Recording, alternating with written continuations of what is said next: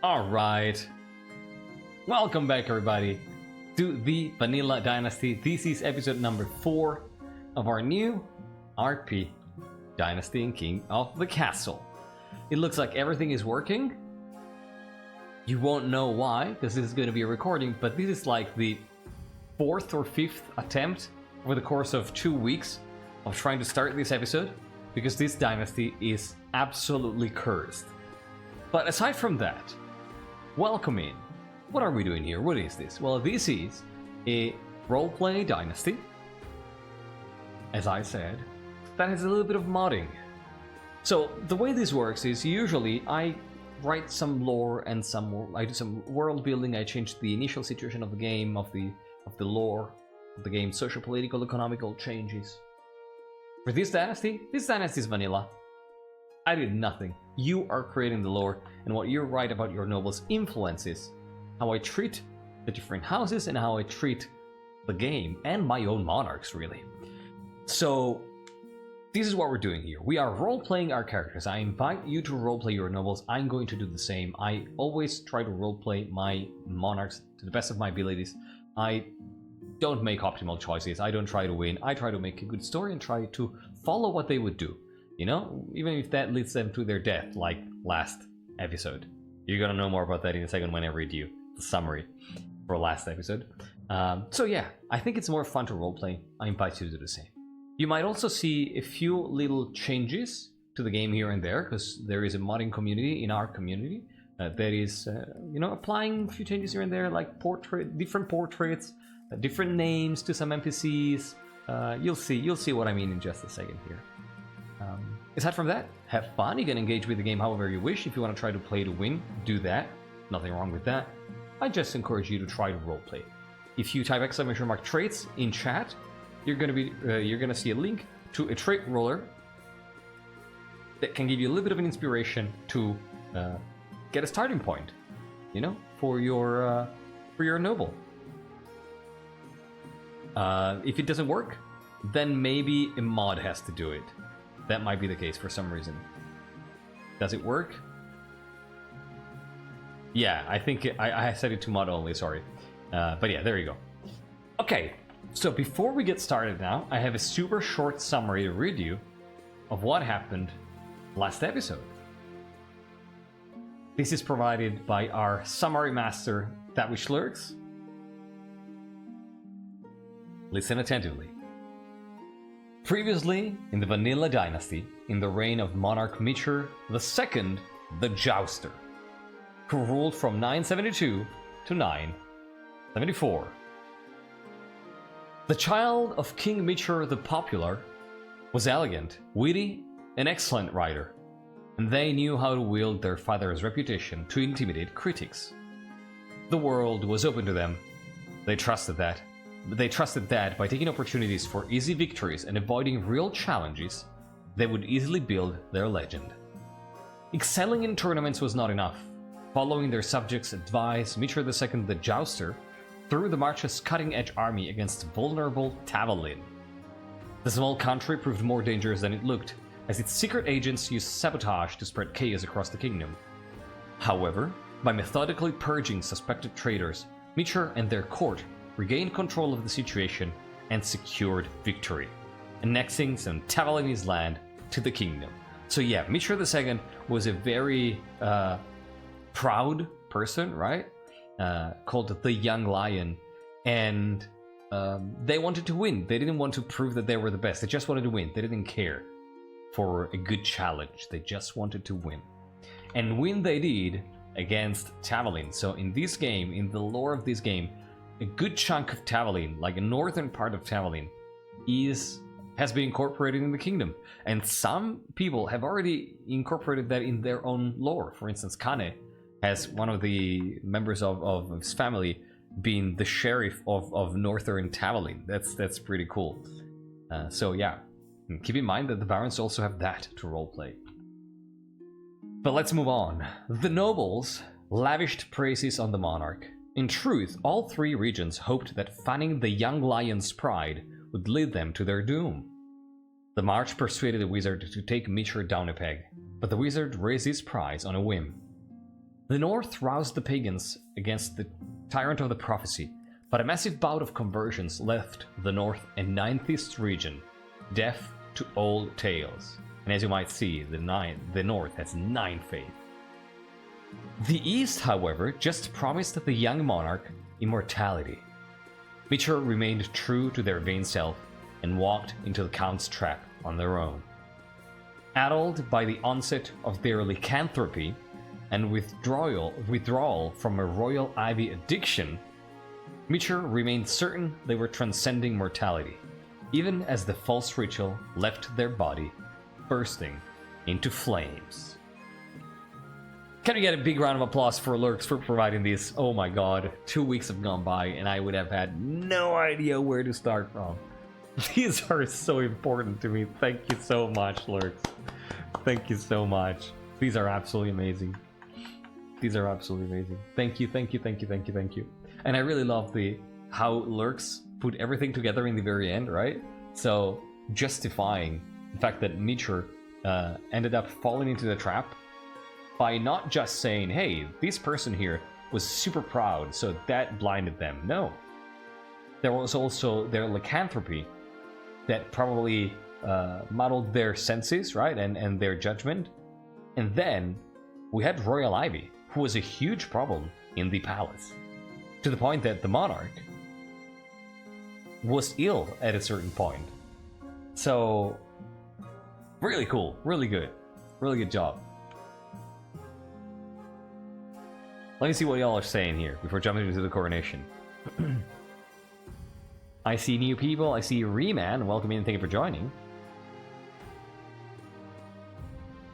World Traits was a good addition. Yeah, I like it. I wrote them.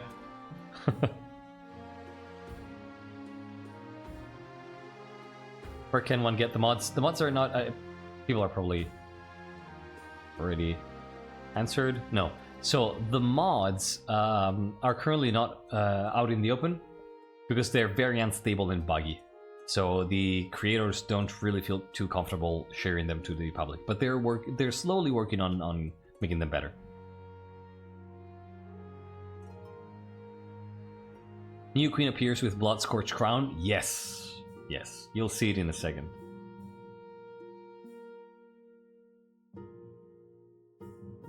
Right? The extrapolation of the theme of pride and how everyone did an authority scheme? Yes. Pleasure to join. Pleasure to have you here, Riemann.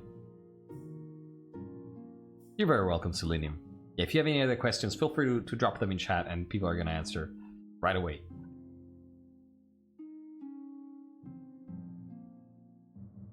If something breaks, tell the modding team to change the unseeded RNG in the save file back to null. Okay. Okay, let's go. Yeah, and also in case you hadn't realized, Morgrim, who's in chat right now, gave the name to the latest King of the Castle patch because he did most of the work needed to locate the like 100 bugs that the devs fixed. Like a boss indeed. Okay, so let's go. Let's start with the coronation here. Queen Salandra. And by the way, there was... Oh, say hello to Chancellor Alec here. We have a new Chancellor. I mean, a new Chancellor compared to the base game, but not to this dynasty. Chancellor Alec has been here since episode 2, when Mitra I rose to the throne. And you might see that Queen Salandra also has a custom portrait. You might see here that there is a bloodstain, right? This bloodstain is here since episode 2, because Mitra I, the same monarch, the same king that brought Chancellor Alec in place, killed the previous monarch who happened to be a relative. Was it a half-sibling? The first monarch, Desmond, do I remember correctly? They just murdered them in their sleep. It was a bloody coup. Very, very, very rough. And Alec is they, them, I think. Half-sibling, yeah, there you go. And so Desmond, the first monarch we had their crown on while they were murdered. And the crown got stained, and this blood stain is never going away.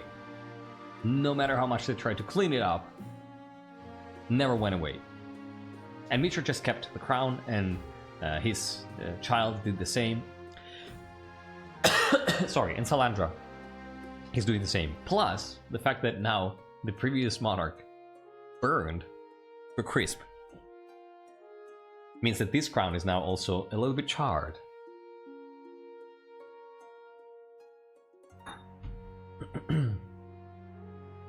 Yeah, Sparse Corruption's family. Okay, let's go. Your Majesty, you may have won the throne from Monarch Mitra II, but you must still answer to the Council. As is tradition, they will decide what happens at your coronation. Let me see where the counter is here. Yeah, I can probably move it back, like, up here, right? Or up here? No. Probably make it a bit smaller, you're right. Like this, right? Yeah, you're right. I think this works best. As is tradition, they will decide what happens at your coronation. Yeah, let's get this over with. Shall we call the noble Zane? See the timer on the throne. So what are we gonna do here? Who is Salandra? Who is Salandra? Salandra, do we have a screenshot of Salandra on the Discord? To get a quick reminder of who Queen Salandra is. Oh, I see what you mean, Vaspier. Now I see. There you go, yes. Notorious Eastern Elder leans delicately on the podium speaking in a melodious voice. And I think, yeah. Oh, right. She's probably a vampire too. By the way. Oh no, this is live, no lark. Bootlicking warmonger.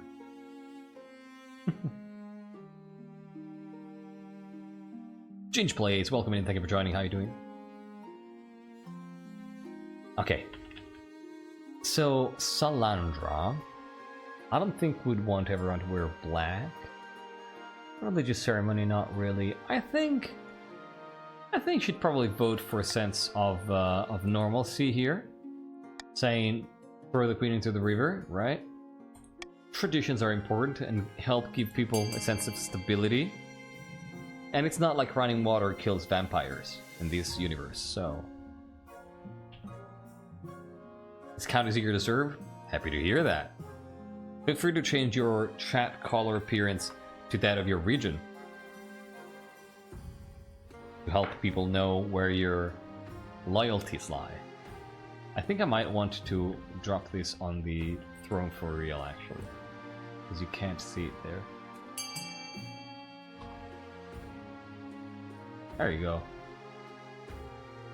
I think this works.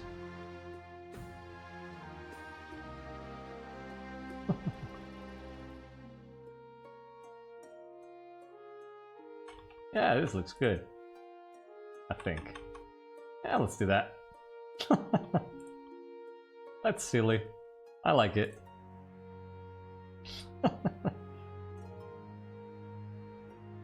Okay, we got the river. Awesome.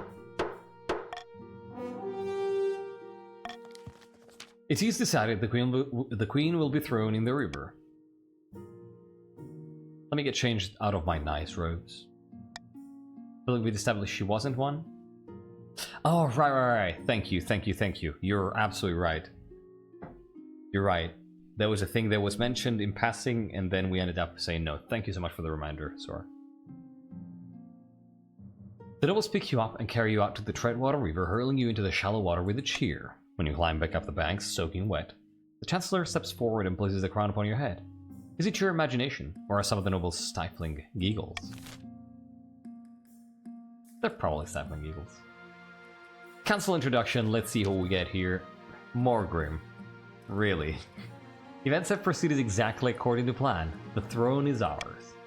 Now just remember our agreement. In all matters of state, you shall favor the East.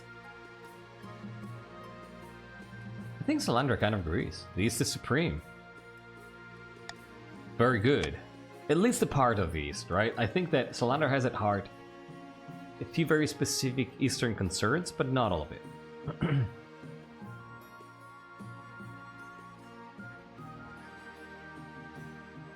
It's always good storytelling when the winning team doesn't go for the original option. In this case, I think it means that people value tradition in general and are less regionally minded, yes. Yeah, it's super fitting, Morgan. Now that is a vampire? I think so. Okay, let's talk to the chiefs. Not a vampire, probably. A Zartros. Oh my god, I love that. I don't remember seeing this necklace for some reason, but I love how it matches the... You know, the tattoo. Good luck in the days ahead, your greatness. You'll need it with dealing with us lot. And then we have the March. We have Faker Bomb. Welcome in, Faker Bomb. Are you... Oh god.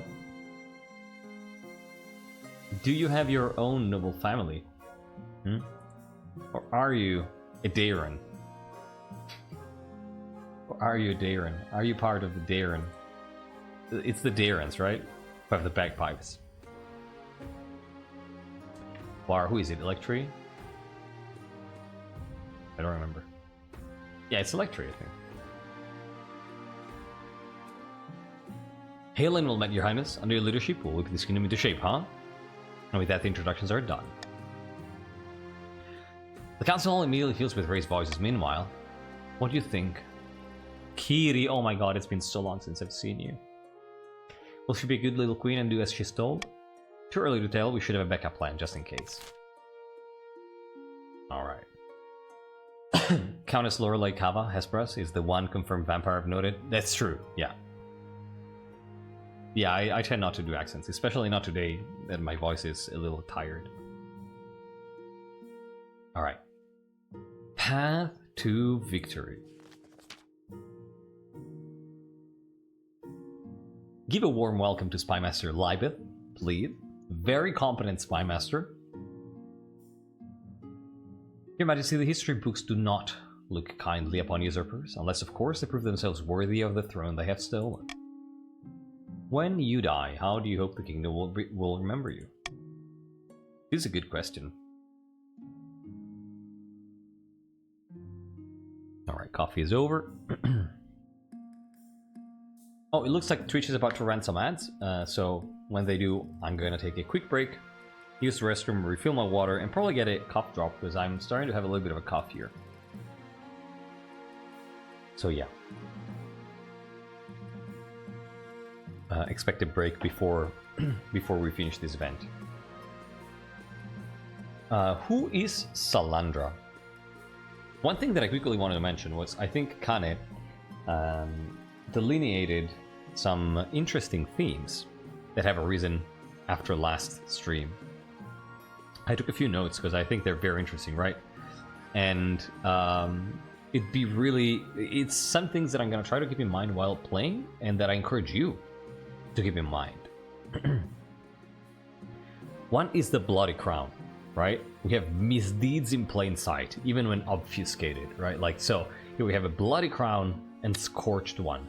If you remember, Mitra II just disappeared. Just like me right now, going to the restroom while the ads play. I'm gonna tell the whole story in just 3 minutes. Use this time to grab a snack, a drink, or grab a toilet. I'll see you in 3 minutes. Be right back. Restroom calls me.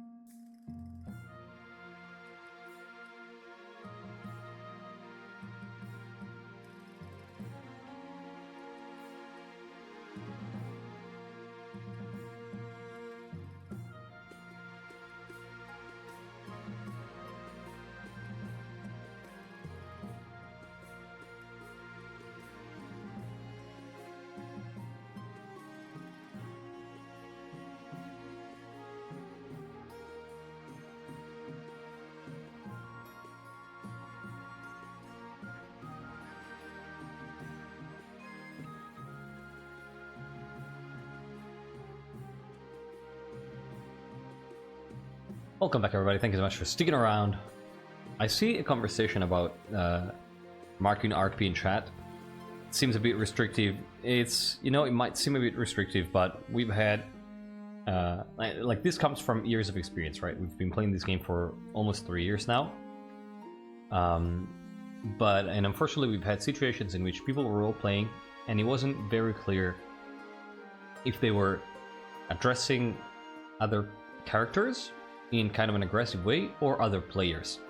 And when we saw that the problem was presenting itself over and over again, we started implementing this, right? Because otherwise, yeah, it was an unpleasant situation environment created in, you know, was created in chat when this was not in place. And so we just started doing that. Like, you can just, even if you just put this in quote marks, like Jinplay said, Olmet Danaka, I look forward to serving with you. There you go, that's perfect, right? That's all you need to do.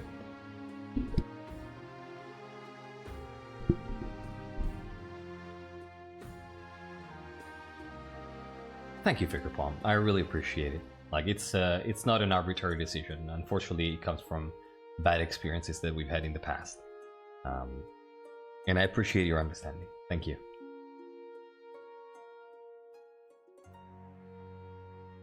All right. With that said, my voice is starting to suffer a little. I've been talking non-stop for almost 7 hours, so I'm probably going to be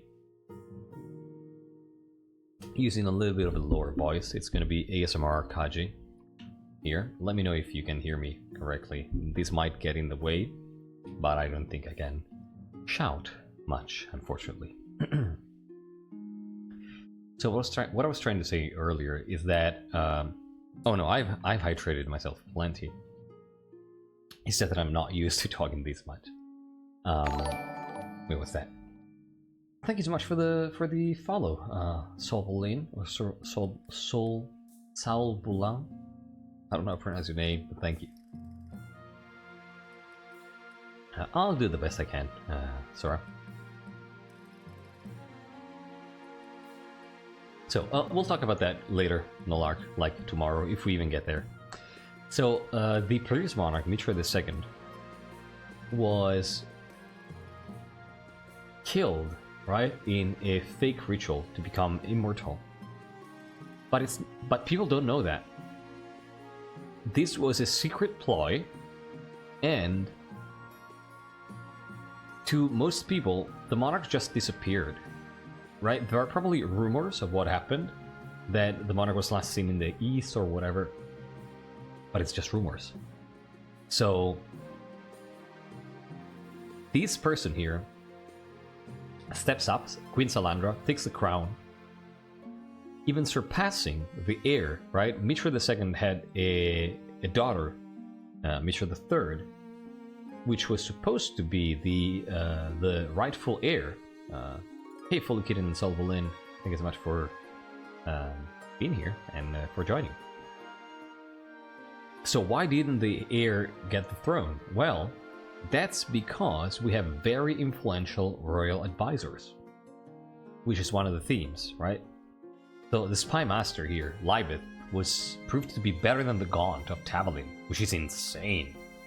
Insane. The Chancellor has been here since Mitra I and has been kind of a kingmaker, and probably pushed for Salandra over Mitra III, right? The Marshal was controversial as a traitor, because usually when you'll see the Marshal, you'll know what I mean. But the Marshal used to be part of the Honor Guard and killed the first monarch we had.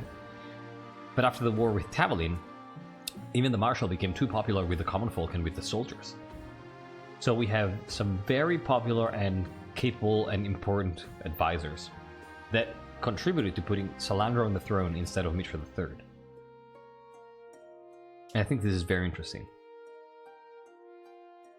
So, yeah, there were also rumors that Mitra II was a werebeast, exactly.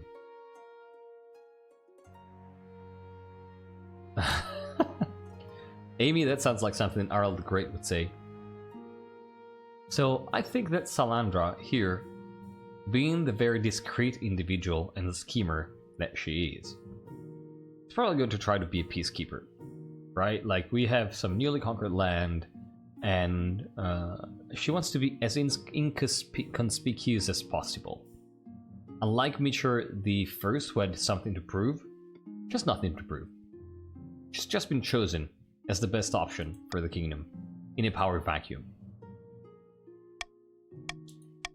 So let's go. End season.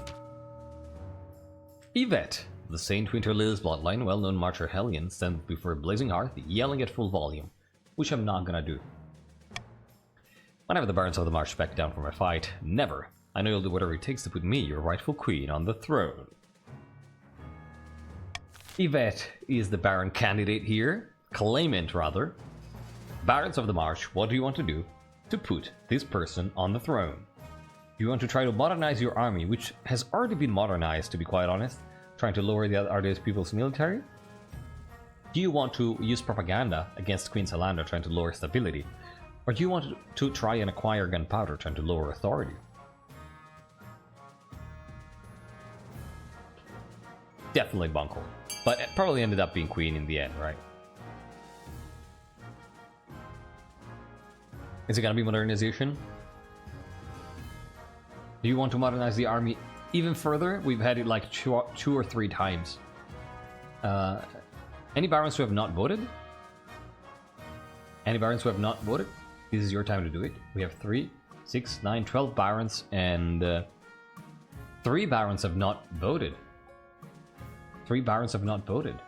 So, Saul, Boulan, you haven't voted, and then we have... I'm gonna just do a roll call. Frist, Vaspir, Simple Coffee, Buncle, Crown Bishop, Crowbar, the Saint, Deku, Selenium, Figure Bomb, Fulkin, and Saul. There you go. I think it's official, yay. Let's go. Yeah, improving our army. Even more. Last reign we established that we finalized the modernization of the army. Apparently not enough. The Barons plan to modernize the kingdom's army even further in such a way that it's solely under their control. First, they must prove the military is in need of reform. To advance their scheme, the Barons must lower the other region's military to a combined total of 10 or less in 4 seasons. Then we have Thorn on the side of the Skeletal Recognition clan, sinister Northern Godspeaker, who stands precariously in a longhouse crossbeam, speeding as they speak. Chiefs of the North, we all know I should be on the throne, not this imposter Queen Salandra. How do we make that happen? Well, Chiefs of the North, how do you make that happen? Do you want to try to find a doppelganger, trying to lower your own defiance? Do you want to... Oh, wow. Use a prophecy trying to raise authority, or do you want to follow a hornblower trying to lower all faith? Chiefs, what do you want to do? The vote is up to you now. Thorn is they them? Wait, did I misgender them? Sorry. It's a good non-binary name. It's a like gender-neutral name. No hornblower? What? No hornblower. Okay, thank you, Morgan. Wow, no votes for hornblower? What world do we live in? What is this world we live in? This can still be tied, by the way. 2 chiefs have not voted. If they both vote for A, this is gonna be tied. 4 to 6. I'm gonna count down from 5, 4, 3, 2, 1, and 0. Oh, you have a great point. Chiefs have 9 faith, yeah. So it makes sense that they wouldn't follow that, but would follow a prophecy. Try to raise authority.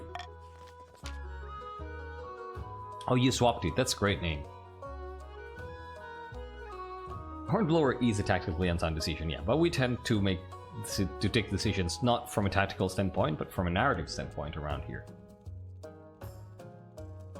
Joss, welcome in! So glad you could join us in the end. The chiefs plan to realize an ancient northern prophecy. Before the new monarch rises, the kingdom will be ruled by a mad tyrant. To advance their scheme, the chiefs must raise authority to 5 or more in 2 seasons. Congrats on being done with work, Jaws. Zarina. Oh, look at that. Look at that nerd. Of the sparse corruption dynasty, scheming against their own family. Legendary Eastern orator leans delicately on the podium, sighing. Most excellent, Salandra, my sister, now sits the throne, and the counts are in charge, as they should be. But the other regents will already be scheming to depose her, just like we are doing. Do we stay loyal to the new queen? Or cut our losses and put me on the throne instead? Like, corruption versus corruption, yeah. This is brilliant. Alright, what do you want to do, Counts? Do you want to be loyalists and try to aid the queen? Do you want to intimidate the queen and raise stability? Or do you want to start an uprising trying to raise the treasury? What do you want to do? Oh wow, loyalists? Looks like it's gonna be loyalists. I'm not down for family murder. I mean, the Counts have proven to be down for family murder, if I have to be honest. Looks like it's gonna be loyalist. Pretty sure that's it. Let's go.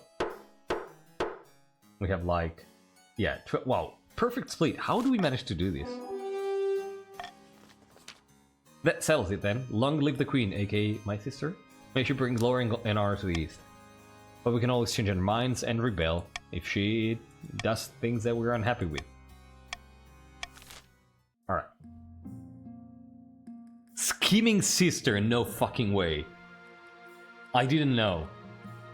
I didn't know. I didn't know. That's amazing. So we have 2 false pretenders and a scheming sister.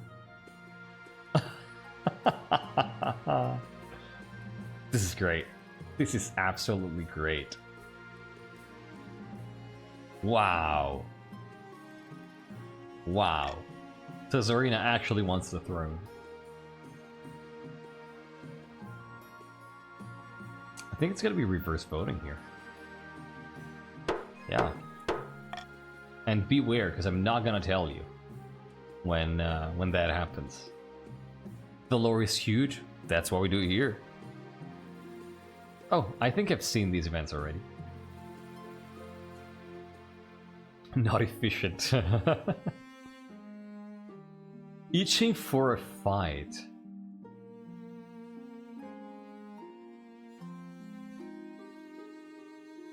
Let's go with that. Venus Parse, it's perfect. Yes. Yes.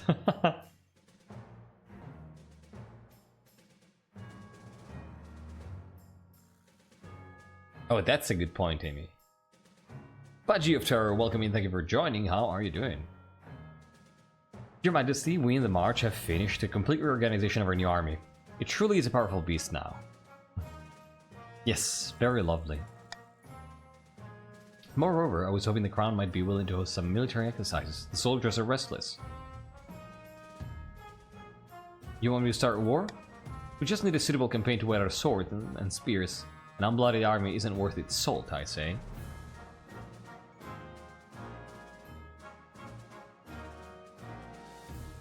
Oh god.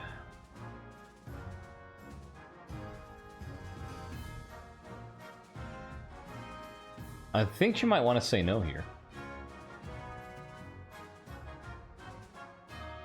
You know?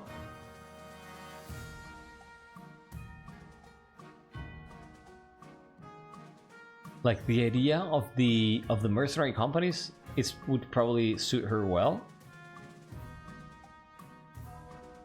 But I think she's afraid of getting into a conflict. Even though with the current marshal, we might go for Tavolin again.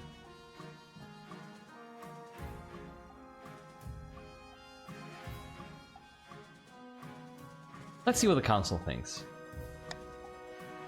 Instead of a costly war, Your Highness, we could establish mercenary companies that fight abroad and take a healthy cut of the profits.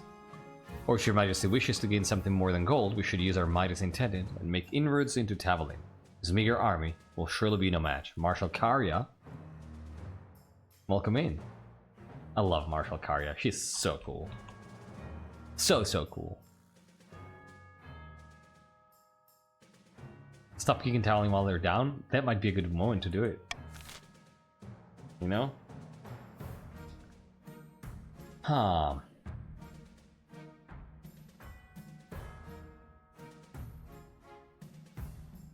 I think Salandra would want to establish the mercenary companies.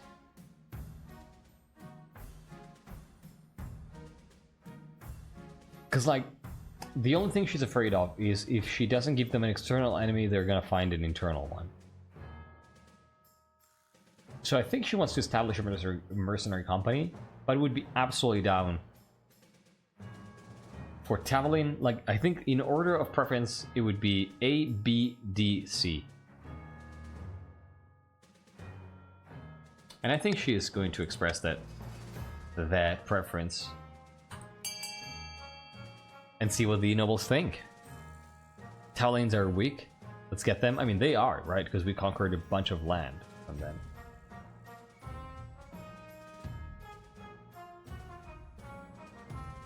I see the barons should control their fooling notions. Wow. I think war is not in our best interest at the moment. I mean, possibly agree, right? We just got a new monarch. That's a moment of vulnerability. And I think Salandra is aware of it, but she doesn't really want to be the one to say no. Oh wow, even some barons are voting against the war.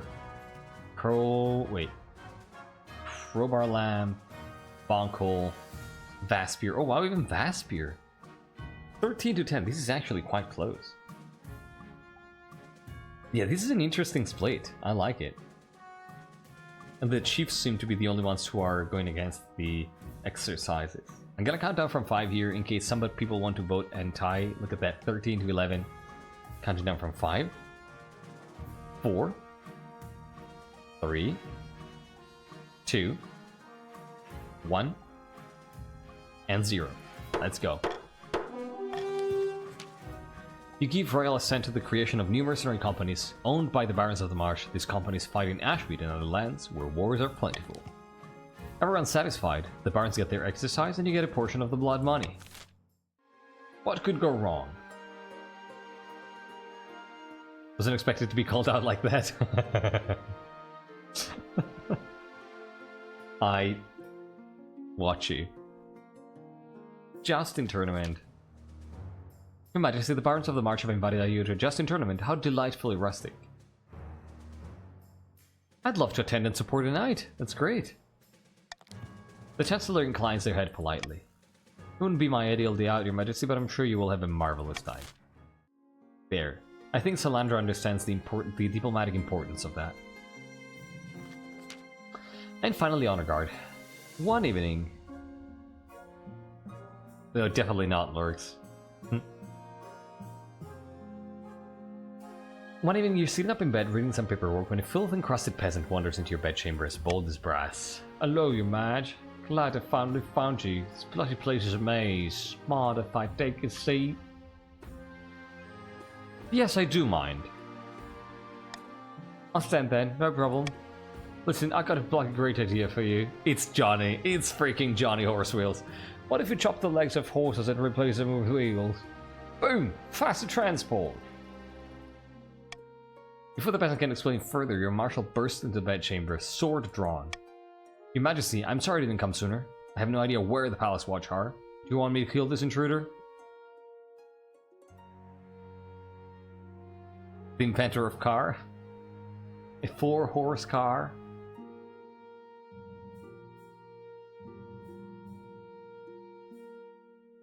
Johnny Horsewheels. We really love this guy. So much that we're gonna kill him. Yes, kill him, he's speaking nonsense. The marshal's sword flashes, parting the peasant's head from his shoulders. Blood spurts across your favorite duvet. If one thing's clear from this mess, it's that you need an honor guard who can actually keep you safe. Not like the pathetic watch. Not the duvet, oh my god. I feel like Ari just holds a large grudge against the barons for some small slight they did to her household decades ago. I mean, if the barons have a point, they are likely to go against them for petty reasons. Oh, that's good stuff. Hell yeah. If you want to write an extended lore for your family and your nobles, I invite you to take a look at our Discord server, !Discord. there are specific sections to write out your noble house lore, and I read all that stuff, and then I try to reincorporate it in the game, right? Like, if you noticed, Faker Bomb came out with a freaking, you know, musical instrument, a bagpipe on, and I was like, oh, are you a Dayran? That makes no sense to anybody who's new around here, but the Dayrans are a family of the noble family of one of our players who wrote a whole history about how they are kind of musicians, right? And they always go around with these bagpipes. Like, I invite you to do this. That's absolutely where horsepower came from, yes. The peasant, no need to replacing. Who needs more peasants? Think carefully, Your Majesty. The Queen knows better than anyone that our knights will keep her safe from danger and from improper grammar. I mean, that might be true. Definitely don't trust the chiefs. They're too faithful. Restless barons? Nah, it's definitely the Eastern Knights. I think Salandra still trusts Karya and the Eastern Knights, yeah. We'll make the arrangements at once. The knights arrive a few weeks later. They are all extremely pale and extremely polite. The commander introduces herself with a flurried bow before reading out a poem she's written for the occasion. I need that poem next week. Think of the sweet poetry. Yes. Improper grandmass. Oh my god, we have an auction here. First auction of the night. First auction of the night, you know how this works. I'm gonna start in 3, 2, 1, and 0. Exclamation mark fund followed by the letter of the building you want to fund, followed by the amount of money you want to spend. Your options are raising farming for the barons with A, lowering stability with B, raising authority with C, lowering military for the chiefs with D, raising faith for the counts with E, lowering farming for the counts with F.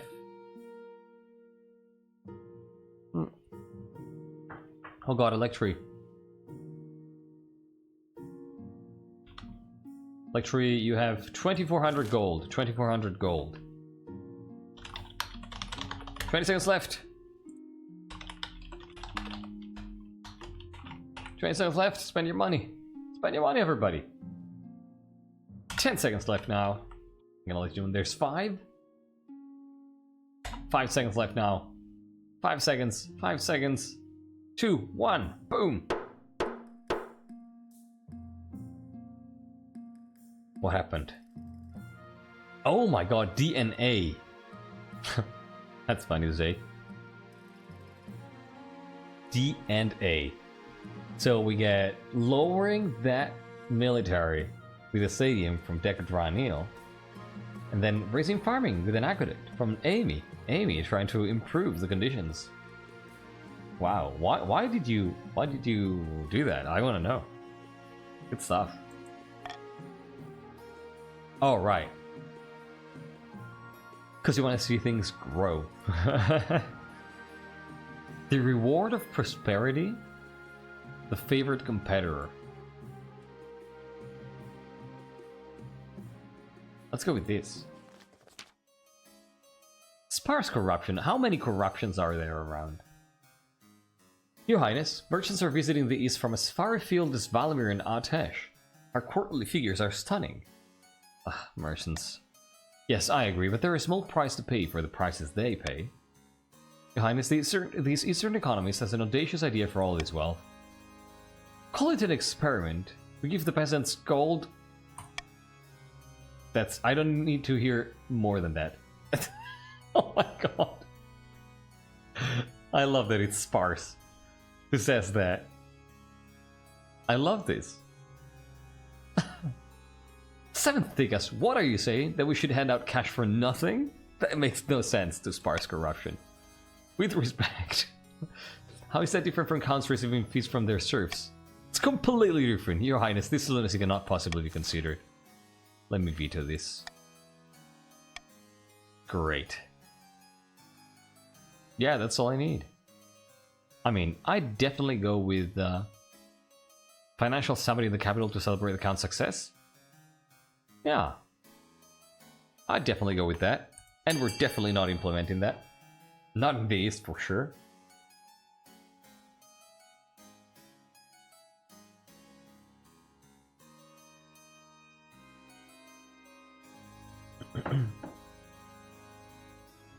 Parareligionism is something that comes behind religious levels of... I'm not sure what you mean by that.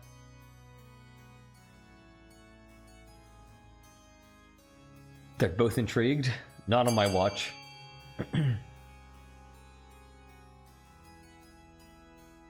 Willing to pay my liege for the good of the crown? That's good. That's good. It's not going to pass, so you want to encourage the merchants to visit other regions across the kingdom too? Yeah, that sounds good. That sounds good to me, my dear nobles. I have no problem with that.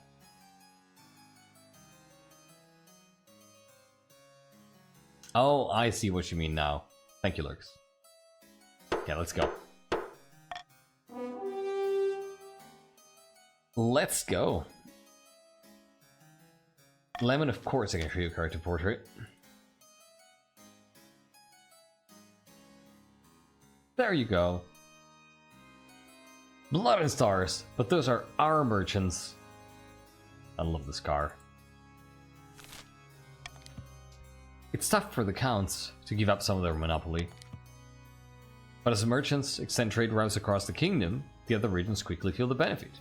More and more counting houses are built and long abandoned roads are rebuilt to allow for safe passage of caravans. Get grey hair on the beard? I didn't see that. What? No way. Oh, you're right. Oh my god. It looks a little bit lighter. Bah, an outrage. We're doing our best.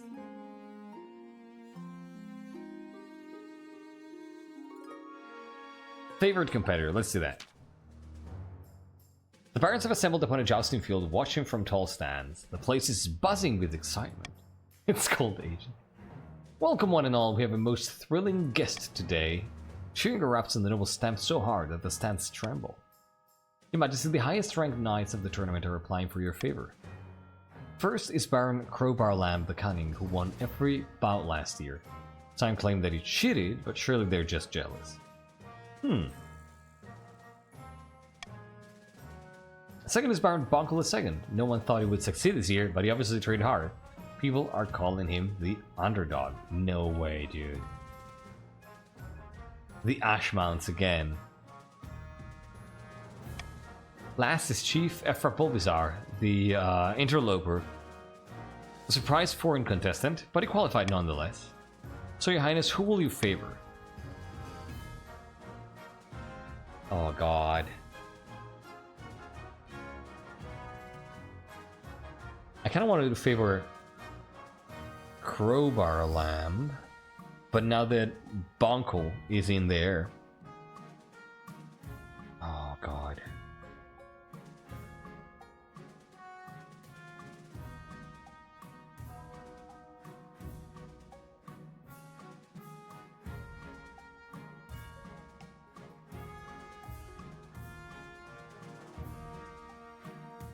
I think it's Bonkel.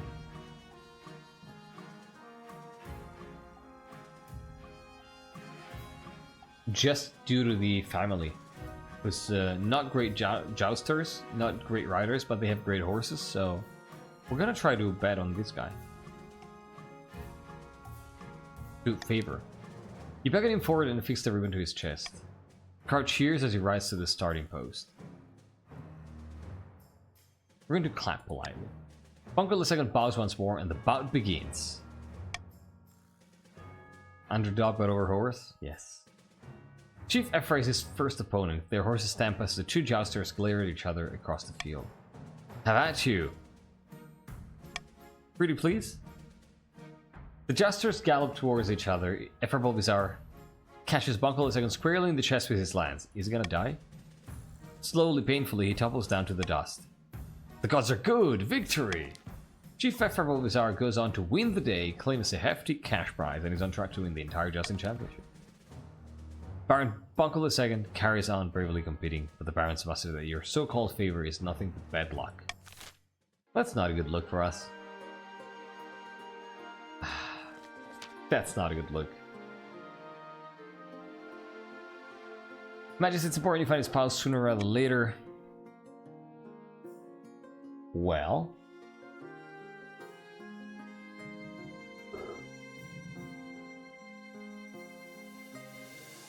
You're right, the Ashmans are poor riders, but I think I remember an Ashman like won in a tournament in one of the earlier episodes, so I was probably trying to go for that. I mean, I know what we're doing here, it's pretty clear. Queen Salandra wants a lady. Thank you, Your Majesty, I'll send out messengers to the most influential noble families in the kingdom. Let's go. Chiefs, I'm not going to read these. This isn't what... No, I'm going to read. Who am I kidding? This isn't what the prophecy says would happen. Right, wasn't there supposed to be a Tyrant Queen? Something about drowning the kingdom in blood? Hey, keep your hat on. We're not there yet. She needs a bit of encouragement, that's all. A few more executions, just imprisonments, that sort of thing, then the prophecy will be fulfilled and Thorn will rise.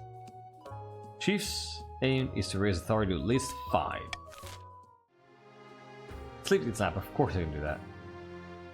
Maybe the Euro will break the curse? I don't know.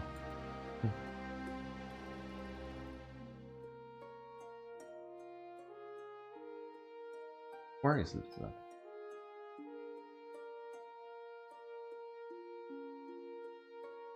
Sleeping Snap? Are you even in the game? Yeah, there you are. Oh, your account. Oh, right, I remember this portrait. Right. Hell yeah. Oh, look at that. It's taxing season.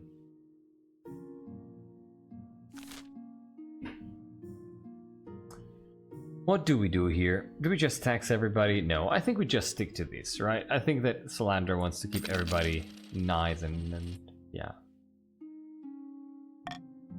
Nice and happy. Mercenary income, a letter, and eligible options. Okay. I might need to use the restroom real short because I've been drinking a lot because I need to hydrate. Just so you know.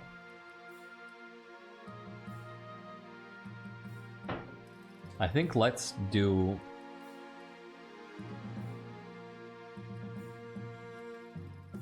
First tournament had Cray winning because of better horses. Oh, right! I remember. Yet Ashling won when Desmond came to the next year. But now the Ashman horses have spread across the kingdom, so Marv is good call for underdog despite his earnest training. That makes a lot of sense, thank you. Please causing to need money? I don't have that much money. I'm only 4,000 gold. I think we'll go with yeah, mercenary income. Let's start here. Your Highness, I have good news. Those mercenary companies that we let loose into the wild, they're still returning profits. What a wonderful investment. I'm glad to hear it. I'm here to give you your share, of course. Please take it. The question remains, my liege, whether or not we call it quits. What do you mean? We sent them to Ashby in order to blot them. They've more than proven themselves. We could bring them home and have them train our own military with their expertise. Or we can put them back to work with the expectation of future profits. Oh, interesting prospects.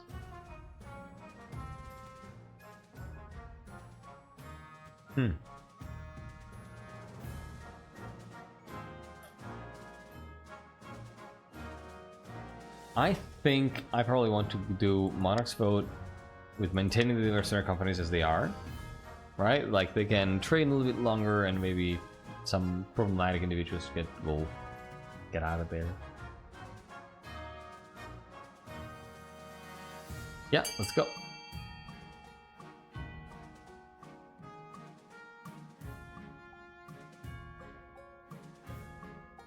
This is gonna be tense, I know. 7 to 5. Welcome back. from the doggo walk. 15 to 9.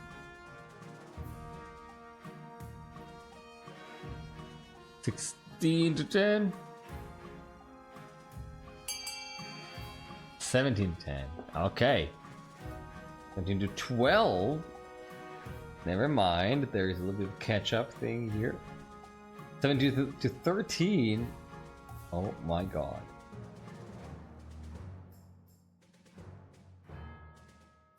Well, okay. 17 to 13. I'm gonna count down from 5, 4, 3, 2, 1, and 0.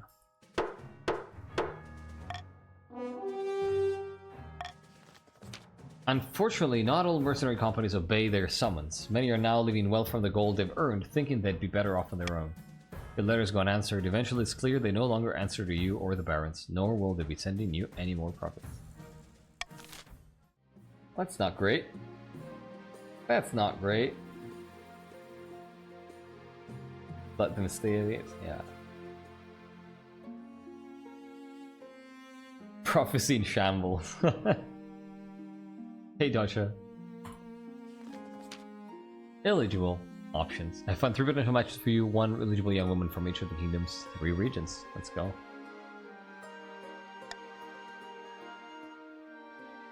So we have... This is Hilde, firstborn daughter of the northern Atiopa clan. She's your typical northern lass. Big, brawny, and honest in the same way, and axe to the face.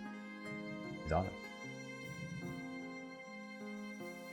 Okay, typical northerner. Even among the northerners, she's made something of a name for herself as a fearsome warrior.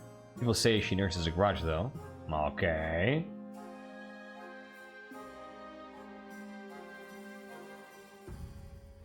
I mean, can see the appeal. This is Elvira, the eldest daughter of the Eastern Slavic dynasty. In her youth, she ran off and tried to join a circus. Found her in the end, 99. It's a beautiful fur coat she's wearing in the portrait. Wolf pelt, hunted it yourself. The other counts think she's mad because she treats peasants far too nicely. Intriguing, yeah. And finally, we have the March's offering, Yukarda, sign of the prestigious fully hidden blind one. A gloomy woman, prone to sudden floods of tears. Naturally, the other barons despise her for showing such weakness. She had a meaningful encounter with a wizard a few years ago, and now she spends most of her time brewing strange potions. She also said to be obsessed with carving a place for herself in history.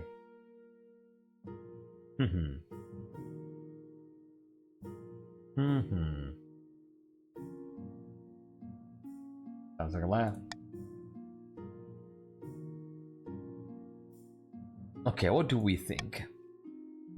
I think I'm leaning towards... God, is it really Delvira again? I mean, is it really Delvira?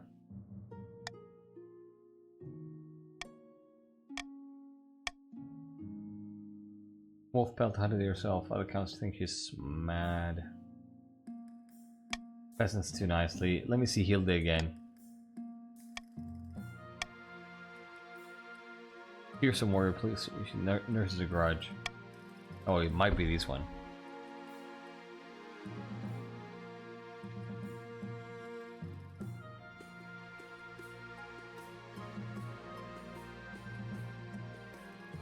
I would prefer loyal if you get her out of my keep, my liege.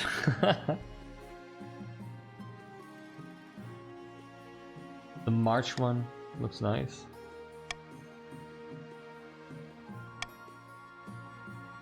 I don't know. I'm not convinced.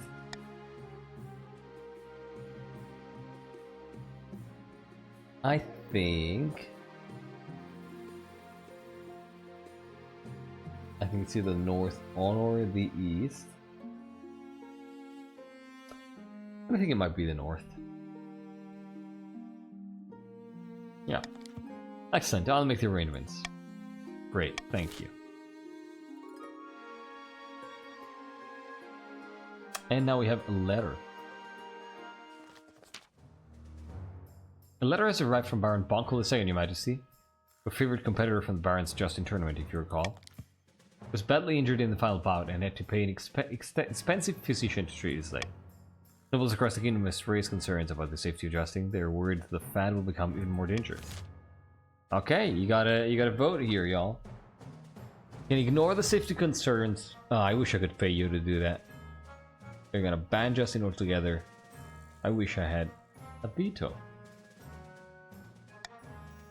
I'm going to veto this because I don't think that's a good idea.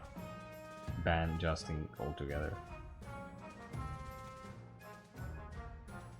Yeah, fine with the other two. Ignore the safety.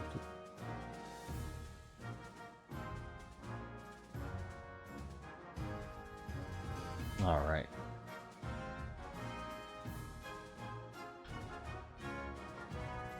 (14-8). This is 14-9. This is still close, but 16-9. There you go. I don't think you're gonna be able to catch up here.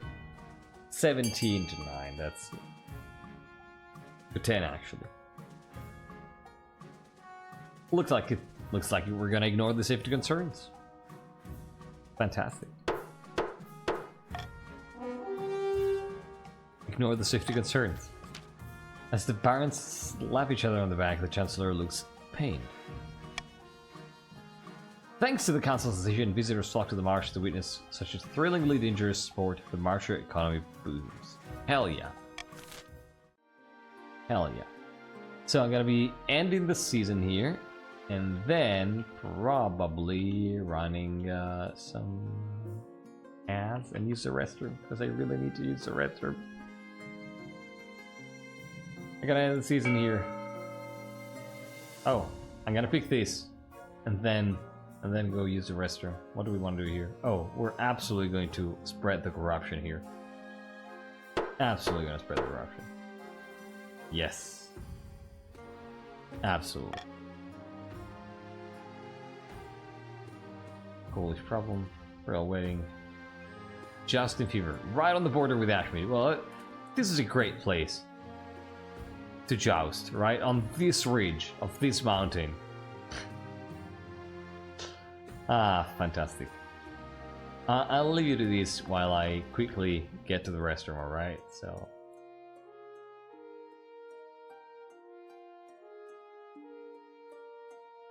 Gonna be running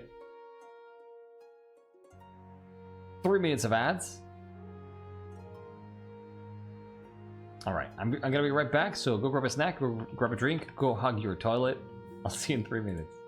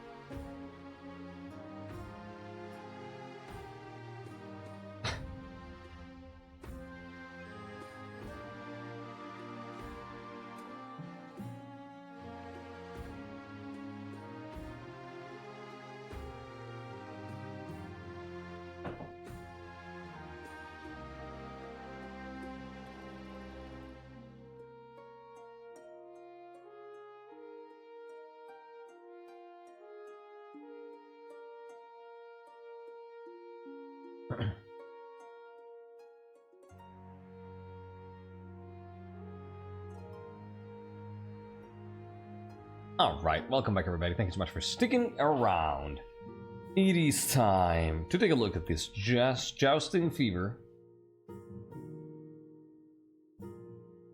Which rhymes with Justin Bieber, by the way. And see what happens. Nashmead. I regret to inform you of a jousting related petition. The March, Your Majesty. Why the regret? It's a splendid idea. Vaspier. I mean, it kind of does, Lemon. Your Majesty, we must reinstate jousting as the official justice system of the March. Wait, didn't that happen already, or am I mixing things up? Trial by combat's the way it used to be before the courts started sticking their noses in. The court? Oh my god.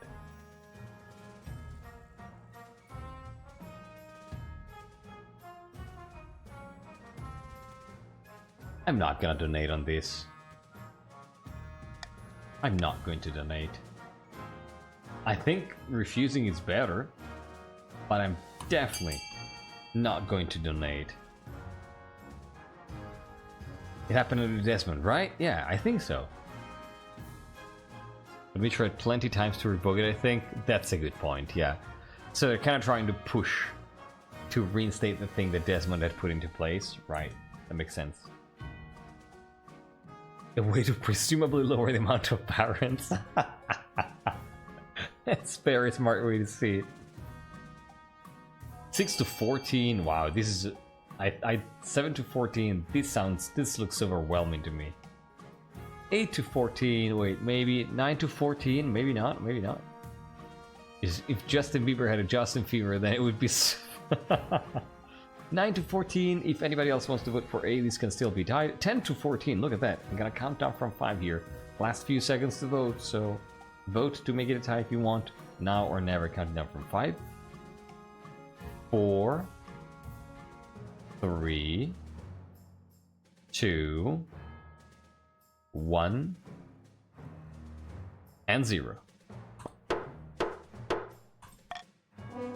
Refuse. Better to seek with the courts. People are not voting based on RP here. I mean, as I said, people are free to interact with the game, to engage with the game in however way they wish, you know? Again, I'm not gonna be here, oh, if you play to win, I'm going to ban you. No, you can play however you want. I think it's more fun if you roleplay, but it's up to you in the end how you want to vote. Just know that the regular crew here is not gonna care about winning. Just want to look at some other people's lore stuff and realize the lore that I wrote after session 1. You never hit send? Joss. Top. That's amazing. That's amazing. And it's a 80% failure. Oh my god. Baron Vaspier bows deeply and leaves with a sigh. A wise choice, Your Majesty. Wise or not, the noisy barons do not agree. Though the jousting fat settles down, a great deal of grumbling remains, starting in the marsh and spreading across the kingdom.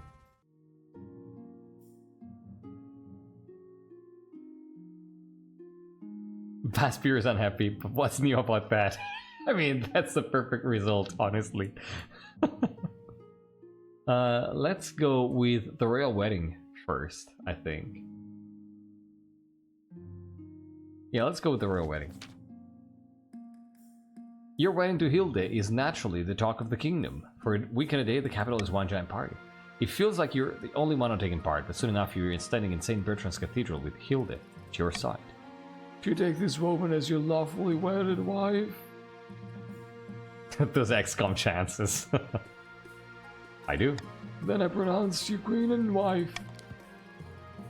After the wedding, of course, there is a feast, and after the feast, a dance. Your new wife, Hilde, delivers a short but heartfelt toast expressing a wish to get to know you better.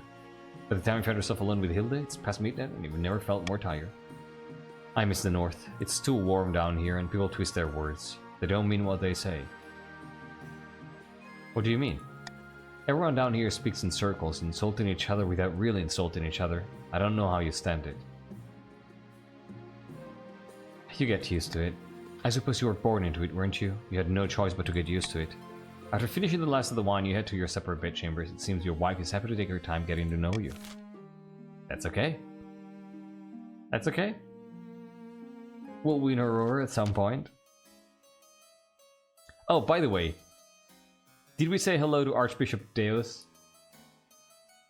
Your Majesty, we are having terrible problems in the East.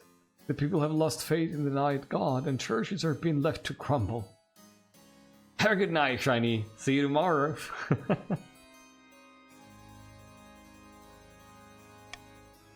But without priests to perform the rites, the dead are rising as ghouls from their abandoned crypts. There have been 9 attacks in the last week alone. Dark news indeed. We must remind the Eastern folk that they are lost without the Ninth to protect them, especially once they've passed. Let me do golden choice on employing the ghouls as a source cheap of labor instead. Because that sounds like a great idea. And the reason is not that there's 100% here. The reason is Salandra is adverse to the Ninth God's church. She doesn't want the Ninth Church to meddle into the East because she wants to protect her vampire friends. So no, we're not going to send more priests to the East. We're not. At the same time, she supports occult endeavors, right?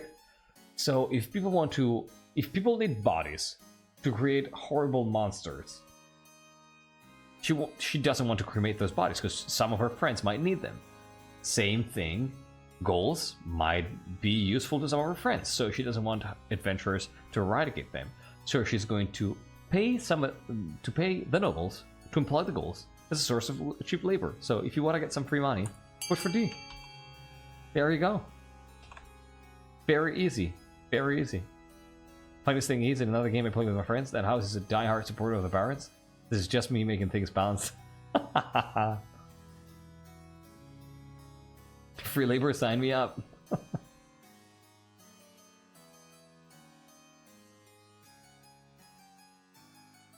Have an adventurer protege called Mitcher. Or you're right, oh my god.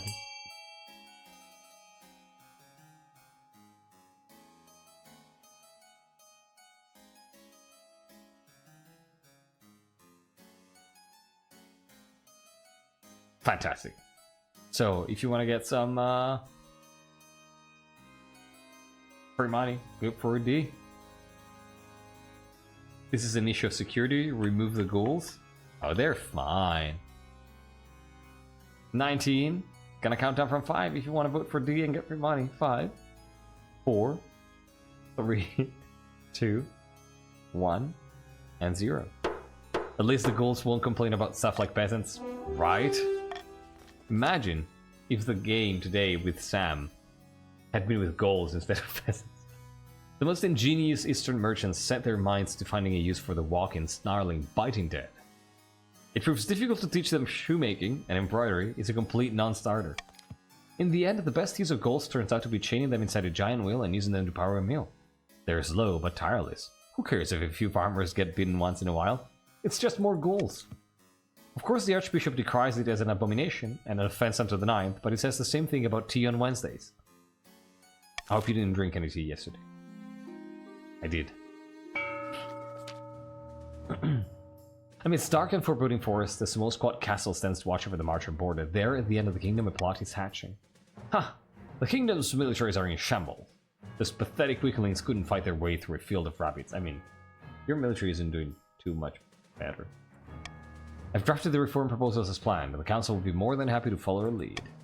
Good, but we must ensure they don't get skittish. The kingdom is stable for our proposal to work.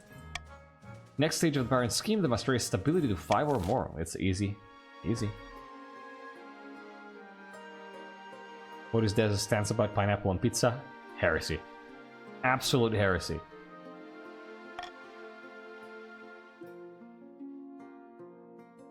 Lake of Crimson. Wait, that's a rather rare event, I think.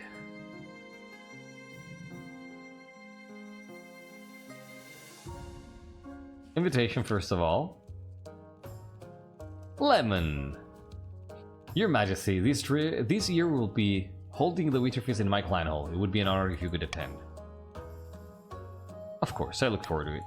Can't wait. Winter is a special time of year, you'll see. It requires certain conditions that the nobles are hesitant to enable, and that's all I'd say. That's great. It's a rare one. Yes. Yes. The sandwich was not invented yet. Man, is this White Coat Wizard's love obfuscating? Yes, it is. I mean, let's take a look at the Lake of Princeton. The Hardy Bros. Your Highness, the crystal waters of our beloved Lake of Dawn have turned to blood. That's not a good sign. Oh my god. Does anybody else see the connection? Lake turning to blood, a bloody crown.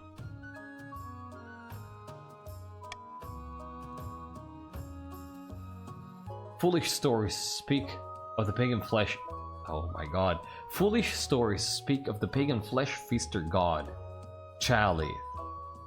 And the villagers think she's displeased with the state of the north. Alright, foolish stories. You're probably an atheist. Yeah, the counts would be ecstatic about this.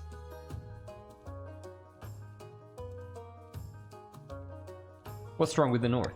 We bathe in the light of the ninth god now, instead of grubbing around in the dirt, worshipping antlered spirits and murderous beasts.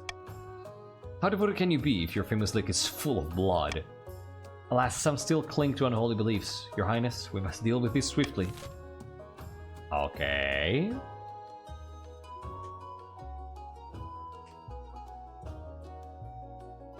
I blame the March and their foolish warmongering angering the pagan gods. It might be.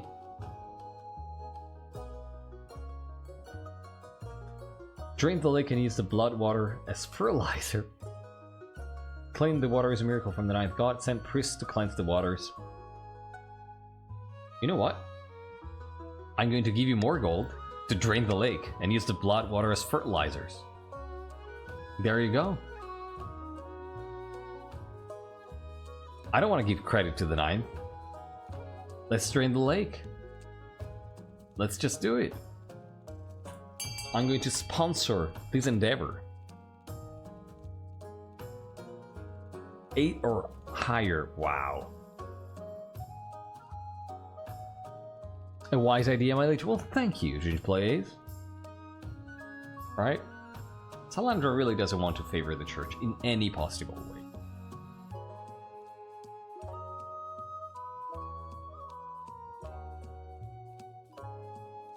Just kind of hoping that this whole thing fails and that, you know, the pagans go against the nintheists. Never say no to money. Smart choice. If you have not voted yet, you might want to vote A to get some free money.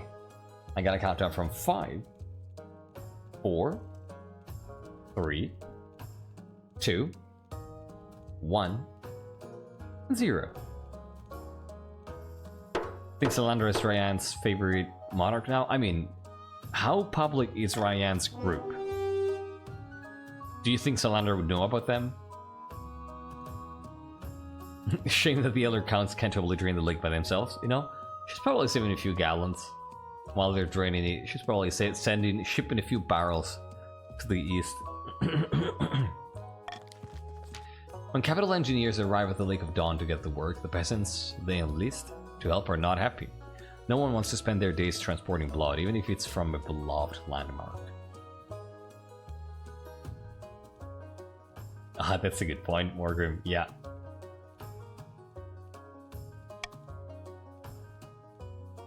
Reluctantly, they join the team. Soon the lake is dry. Some workers report hulking shadows prowling outside the camps at night, while others grow hollow-eyed and hungry. That's not great. But once farmers start using the blood on the northern fields, the crops flourish. Sure, the turnips stain your teeth red when eaten, but that's probably fine. See? We've sold it. Nothing bad will come of it. I knew it. I'm sure we are fine. Ah, Salandra. I have something I need to discuss with you. That oaf, Baroness Drakneil, Wait a second here. Deku, have you been role-playing in chat? I don't think so, right? Not too much, not too much, okay.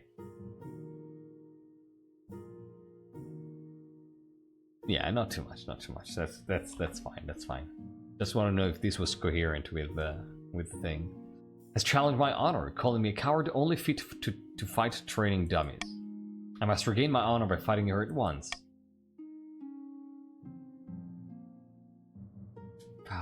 As long as you're careful. By the old gods, I will be, not too worried. But not about yourself, about not killing Deku Draknil, because that might cause a diplomatic incident. I'm gonna die? I hope not. The very next day, Baroness Deku Draknil is summoned to the fighting ring for the much anticipated duel. You've always been a coward, Hilda, don't worry, there's still time to back down. Now we're gonna stay the heck silent. You bite your tongue and watch nervously. The two combatants circle each other like lions, their axes drawn and pointing at each other. Oh my god, when they finally come to blows, the fight is over almost as quickly as it begins. A quick parry here, a thrust there, and suddenly Hilda is holding up her hands in a display of surrender. I surrender, you win.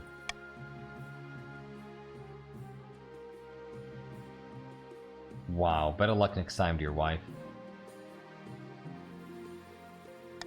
Hilda's face is a storm of anger and humiliation. Baroness Deku Draknil merely laughs. Better luck next time, at least you've proven you're not a coward. Just inept with a blade, despite all that practice. I'm gonna kill you at the first opportunity, you know that, right? I'm actually gonna make a note of that.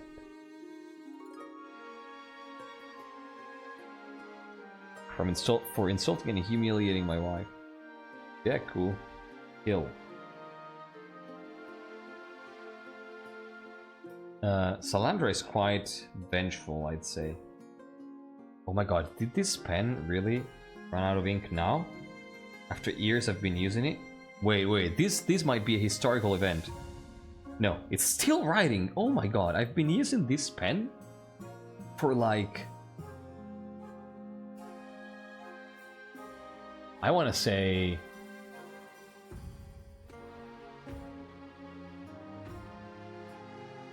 8 or 9 years. And it still has ink. It makes no sense to me. It makes no sense. And I've been using it. It's not like, you know, I've never touched it. I've used it a lot when I used to teach to school kids. So the queen has a kill list. This queen does. Harry Potter fan. Is it connected to a blood lake or something? It might. I didn't know. Now I know. Hilda barely speaks to you over the coming weeks. Instead, she spends most of her time in the practice yard, angrily swinging at the dummies from dawn till dusk. Reasonable. The day this pen actually finishes its ink. Deep in the back rooms of the royal palace, the Eastern Counts are poring over secret letters and scribbled diagrams. On the wall is a corkboard filled with pins and crisscrossed by color string. I'm not gonna read this event because my voice is a little suffering, and it's the loyalist events are super long. But I'm going to recognize that we have Ginge Plays here and Joss, indeed. Last till you're 80. I hope so, because it means that I get to be 80.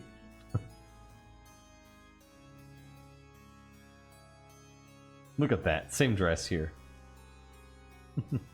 Hydrate? Of course, thank you, Bunkle.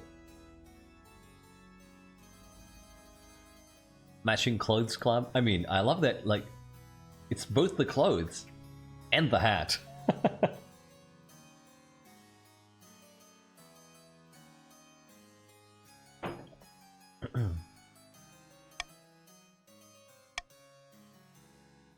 My castellan has reported a number of thieveries at my armory recently. I hear it's the same all across the east, yet the barons are stronger than ever. There's some sabotage going on. I would stake my life upon it. Alright. Keep up your watch. Keep up your efforts. Yeah, both variants of cloak and feathered hat. That's amazing. Clothes, hat, and scar. I didn't see the scar. Wait, I want to see that now. We have Joss, scar on the eye, and Jean. Scar on the eye. Oh my god, I hadn't seen it! Sora! See, this is the eye of a model maker. Red goes with my hair, true.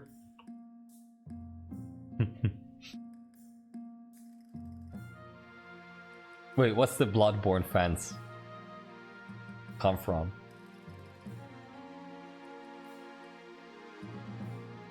Take care, Ephra.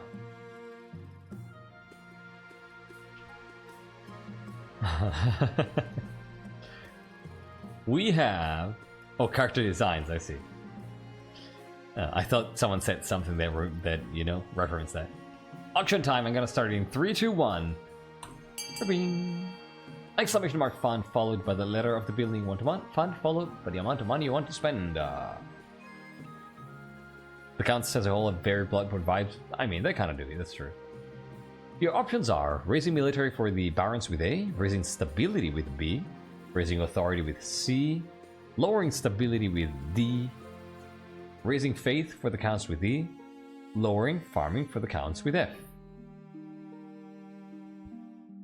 Alright.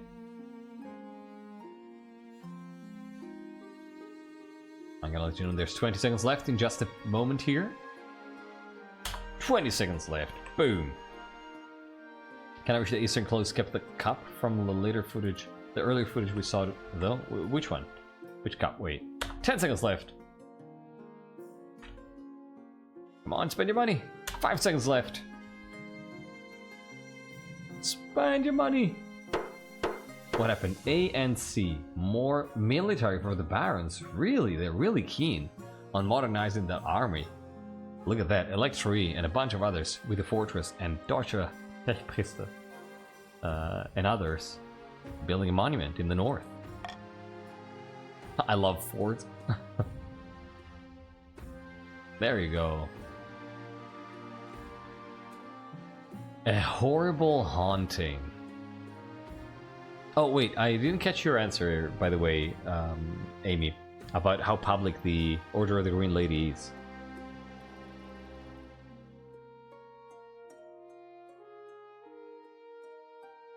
Oh, if you see, if you find it, Vaspir, that would be amazing. How about your heir? Your marriage to Hilda is not what you'd hoped. She seldom sleeps in your bed, and over breakfast you exchange only a few frosty words before she departs for a combat drill.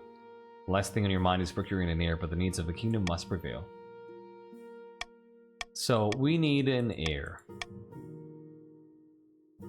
I think we're gonna go with the youngest cousin here.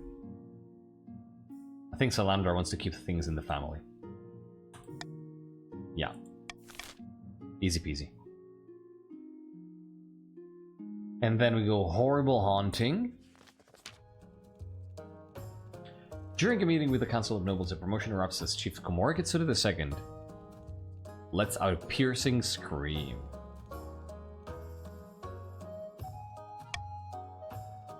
By the old gods. Gods be good, it's here! It's here! He faints away, falling to the ground with a crash. Wait, let me read Amy's answer. They have enough deniability to not get rolled over by the Inquisition, about the same levels of inactionable rumors as most counts. Your count, you're in on the secret, like for example the Monarch might be. Oh, then yeah. In that case, the Monarch absolutely supports the organization, the group. Can't be usurped by my youngest cousin if my heir is my youngest cousin. Perhaps Habsburg might be. He fades away, falling to the ground with a crash. Not by the ninth god. What was he blabbering about? Sounds like he's been drinking. Amy! By the old gods, I've been doing no such thing. I thought I'd be safe from it here, but unfortunately, when we built that monument on my lands, some manner of specter was disturbed, and it's made me its target. What's it doing exactly? And here's Salandra, the occultist, trying to understand. Are we really entertaining this nonsense? And here we have Ryan trying to minimize these in order to not, you know, yeah, we dismiss talks of supernatural stuff. I hear voices, Your Majesty, little pinpricks at the back of my mind. Just now I saw a horrid grey shape hanging over me, its face a rotting mask. Definitely drinking. I beg your greatness and gather nobles, come to my aid, we must banish this wraith.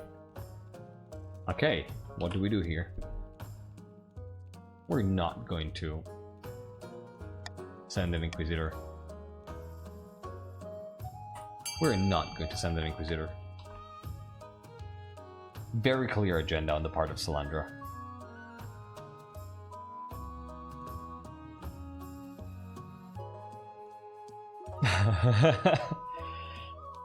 That's funny, Ginge. Did you post it in our portraits? Yes. Oh, I see what you mean. Right. That's a pretty good one, yeah. That's a pretty good one, Vaspir. Thank you. Thank you for sharing that. Awesome stuff.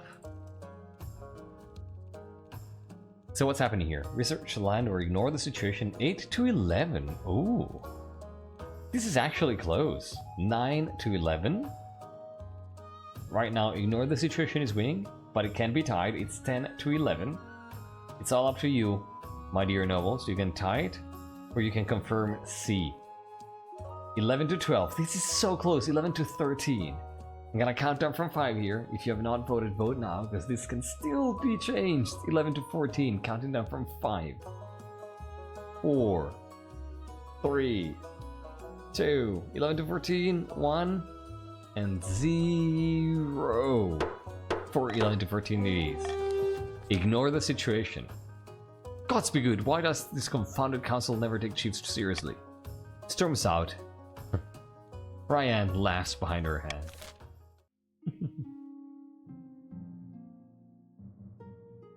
Modernization proposals, and I just used my veto. Your Highness, the Barons of the March plan to have the council push through a number of military reforms. For the good of the kingdom, they say, but the reforms are designed to consolidate, march in control over our ranks. What can I do? The Barons are waiting for a period of stability that will allow them to pass the necessary amendments while everyone's guard is down. Unless there are some drastic developments within the next few months, I predict that the Barons will be proposing these military reforms very soon. You bring the revelations which the Barons wholeheartedly deny to the Council. Huh.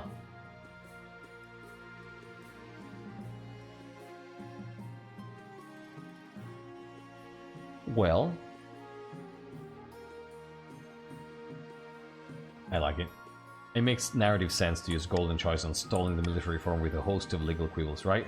It's like Queen Salandra hiring a bunch of lawyers and stuff like that. And probably giving out bribes to the Barons. Yeah, let's do that. Let's do that.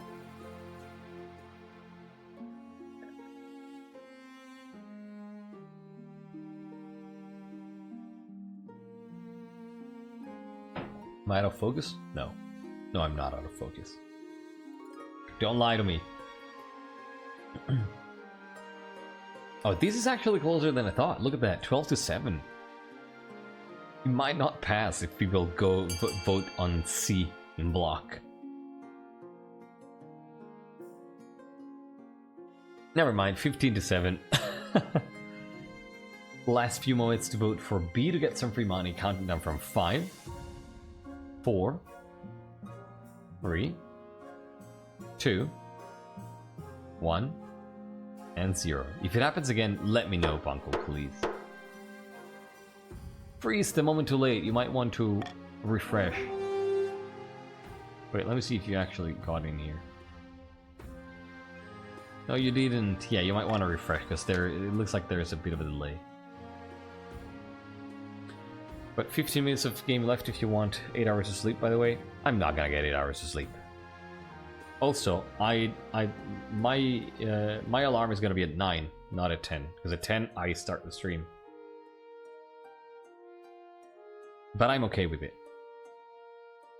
You call upon the best legal scholars in the kingdom. Your chancellor digs deep into the dusty records to find any laws that might be to your advantage. The Barons will no doubt push past each obstacle with enough effort, bribery, and coercion, but the council has at least bought your time. Okay, let's go. But thank you for the reminder, Morgan. Back in the north, at Chief Shriman's clan hall, a congregation of god speakers huddle around the tablets. Praise Morgana, the tablets are genuine. That the gods are good and we are blessed. And Thorn will be our monarch, and all hail the Lord Render. Cheers circle the clan hall. The bag of ale is steeped over Thorn's head. The influence of the old gods is spreading. We must ensure we keep the old Wazi of the north alive. And surely Morgana will bless us with the power to crown Thorn. For the next stage of the chief's scheme, they must lower their faith to 4 or less in 4 seasons. Ah, good luck with that. God Speaker Wazi. Wait, I didn't see that. We're just going to do a normal tax here. We're fine with taxing people. Yeah, that's the pagan group. Roving hunters, really. This really is a cursed dynasty.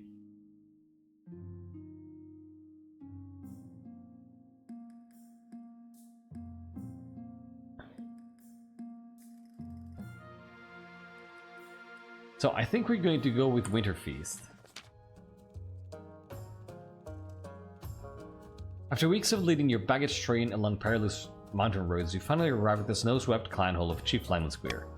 The hall is crammed with all the chiefs of the north, sitting cheek to cheek along tables, groaning under the weight of food and ale. Welcome, your majesty, to my humble hall. Take a seat, grab a drink. It is customary at Winter Feast to exchange gifts with the host. What did you bring? Oh, right. Right.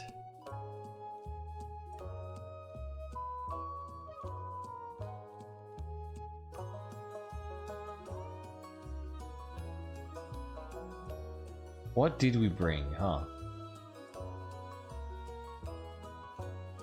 We definitely brought something. Not pajamas.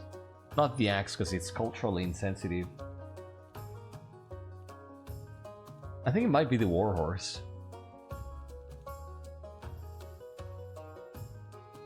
Yeah, it's a warhorse. Look at that beauty, a fine addition to my stables. Thank you, your majesty. You got a horse, Lemon. After that, the feast lasts long into the night. The fires roar, the bards sing song of the old days. The lake of ale is consumed. A couple hours in, you are absolutely stone cold sober. Your refusal to partake in the festivities is noticed by the chiefs, who mutter to each other that you're a buzzkill. Yeah, Salandra is just gonna sit there, and she's going to be an institutional presence, but she's not gonna take part in the festivities, you know? As Winterfest draws on and the snow piles up outside the doors, the mood in the hall turns raucous. Towards the end of the night, you find yourself taking part in a contest. Oh, there you go. It's a game of chess. Fantastic. In Winterfest, the chiefs challenge each other to various games. You soon find yourself facing Null Arc in a game of chess. Even though Null Arc... Oh my god! We fucking failed at 85% roll. I'm never gonna win. Salandra is never going to keep the throne. Like, ambition rolls, I'm gonna freaking fail each and every one of them. Even though Null Arc is a little drunk, he plays like a demon. You fall right into one of their traps and end up losing the game. The next morning, the chiefs are scattered around the hall, groaning and nursing their hangovers. You, on the other hand, feel fresh as a daisy and infuriatingly cheerful. You bid farewell to the chiefs and begin the long, perilous journey back to the capital. Yeah, XCOM. XCOM strikes again, you're right. This is the Vanilla Dynasty curse, yeah. Let's go with Creeping Dread, since we're in the north. Your Highness, ignoring the ghost in my monument has only made matters worse. Oh no, what's happening? Terrible, this is terrible. I never thought the chiefs would be so overwrought. Is there even proof of this so-called ghost's presence? Every time I visit the monument, a terrible cold spreads down the back of my neck, and then I hear a voice calling my name. Claims to be my great-great-uncle Einar, who died last century in a dreadful hunting accident. He says if I don't pay attention, my lineage will be doomed and my name dishonored.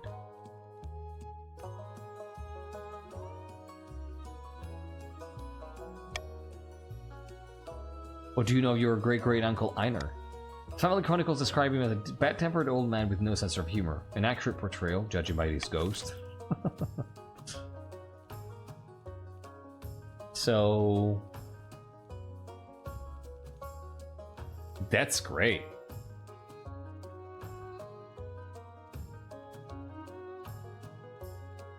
Oh, this is great. I think Salandra would probably go for C. You know?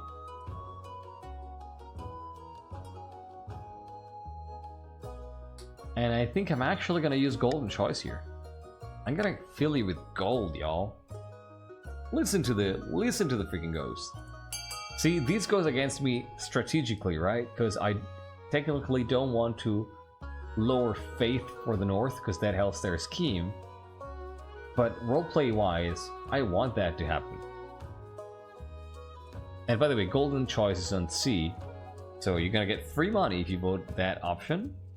But it looks like it's... no, okay, now it's winning. It wasn't winning earlier. It wasn't winning at all. 8 to 7. This is so close. 9 to 7, 10 to 7. Oh my god. Oh my god. It looks like it's winning. 12 to 8. 13 to 8. 14 to 8.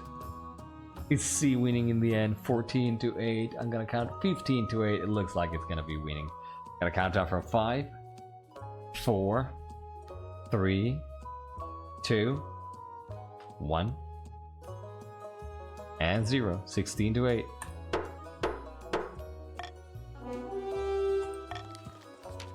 Comarcus II looks alarmed, but hers a way to do as you say. How talkative great uncle Einar is remains to be seen. Okay.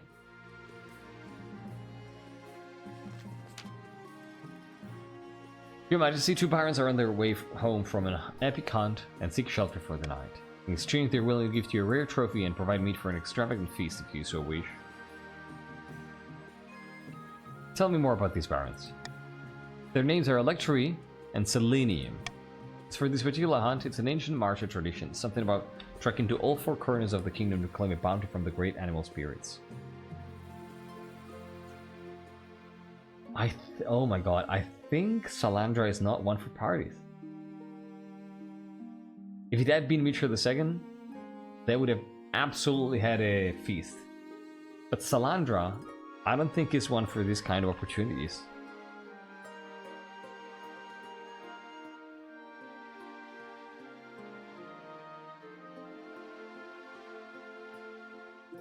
You just came from a party, another one, my liege. It's different though, right? Because one was an invitation to a local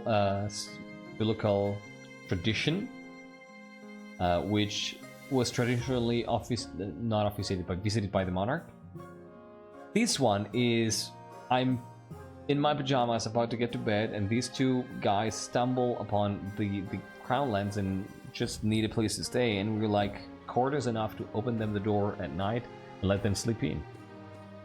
Yeah, definitely offering shelter. Yeah, I know it's the bagpipe messengers, yeah, thank you. Yeah, the difference is that this one is in her house, exactly. I think it's they can stay, but I don't feel like a feast. You invite the barons and they're rushing into the palace and exchange pleasantries before turning in for the night. Yeah, this is perfectly what she would do. But later that night, you hear strange noises coming from their quarters, like a pig squealing and snorting. What style of stuff did they bring in here?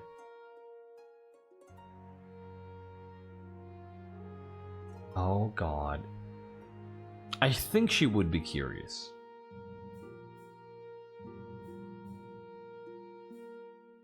Actually, no. Actually, no.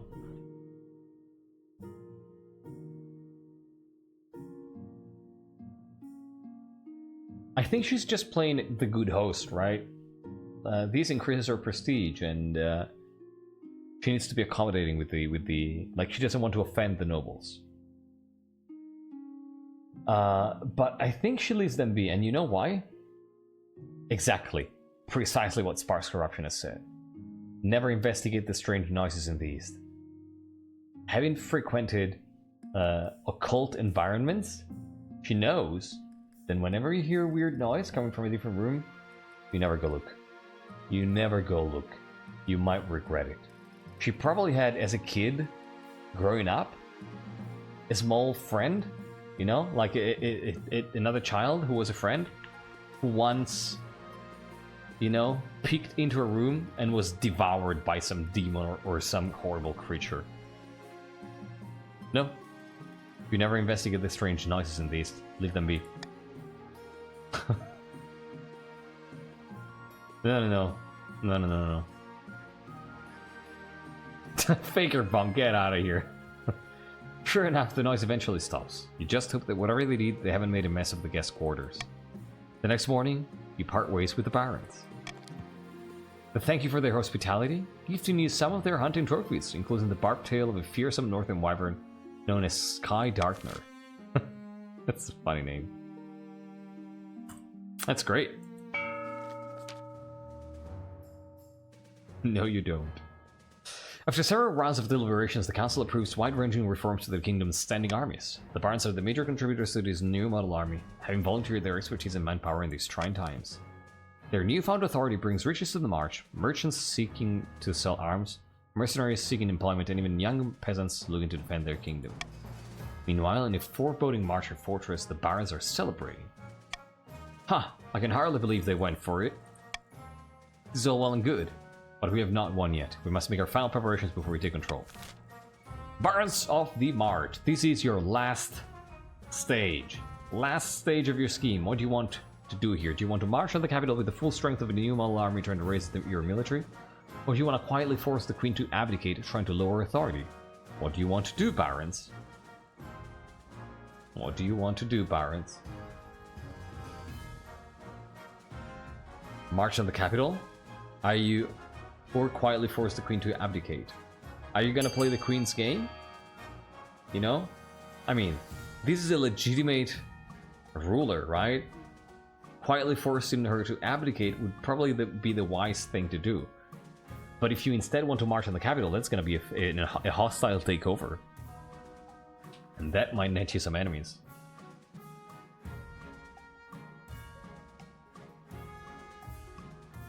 Like this queen didn't get on the throne with a coup. But it looks like you want to march on the capital. Well, that's gonna be interesting. We'll see. That's true, Lurks, yes. That itself, we have a plan of attack, but one last thing remains: defense. For our final march on the capital, we'll need a sizable home garrison to repel opportunistic attacks from other regions. For the final stage of their scheme, the Barons must raise their military to at least 9. Great stuff. Yeah, I think we go for Call for Unity. Reverse voting we haven't even used.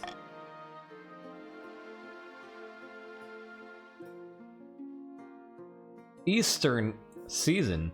Look at that. Oh no, a booming crop?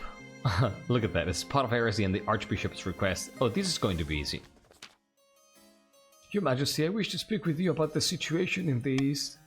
Counts have long been a matter of suspicion for those of us in the Church, but now idolatry and devil worship are commonplace across the whole region. Allow me to send some of my best missionaries to the East. It's for the good of the realm. I won't hear any more of this. Be gone. Very well, Your Highness. As he sweeps out of the room with as much dignity as he can muster, you're sure you haven't heard the last of this. Great. Fantastic. That was easy.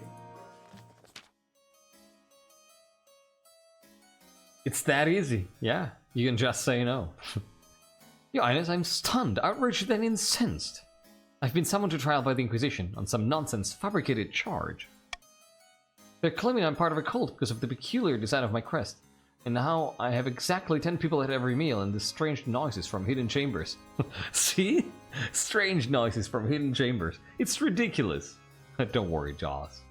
We'll take care of this. Let's see what your crest is like. That's kind of a weird symbol. No one dares defend me on their own. They're too scared of the High Inquisitor. The trial is set, but the Council must intervene, Your Grace. Though she remains silent, the council is keenly aware of the High Inquisitor's steely gaze from across the chamber. Joss is one of the true loyalist schemers even. See? So these... Oh, this is great. This is great. This is probably the Archbishop telling the Inquisitor, hey, we gotta put pressure on this person, on the Queen. You know? And what better way to put pressure on the Queen than to put pressure and accuse one of the true schemers who are trying to help her. This is definitely Archie. This is definitely Archie.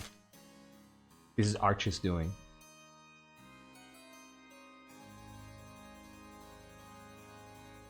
So we are going to pay people for a witness. We're going to pay for a witness, literally. I'm going to pay you to vote for A.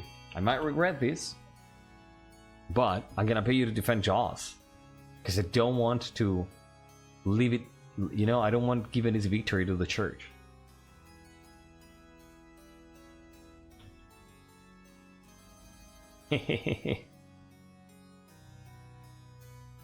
Vote A for free money. Vote A for free money. I love how Vaspir just doesn't bend to vile money. Vile pecunia. I don't want to die. We'll try our best.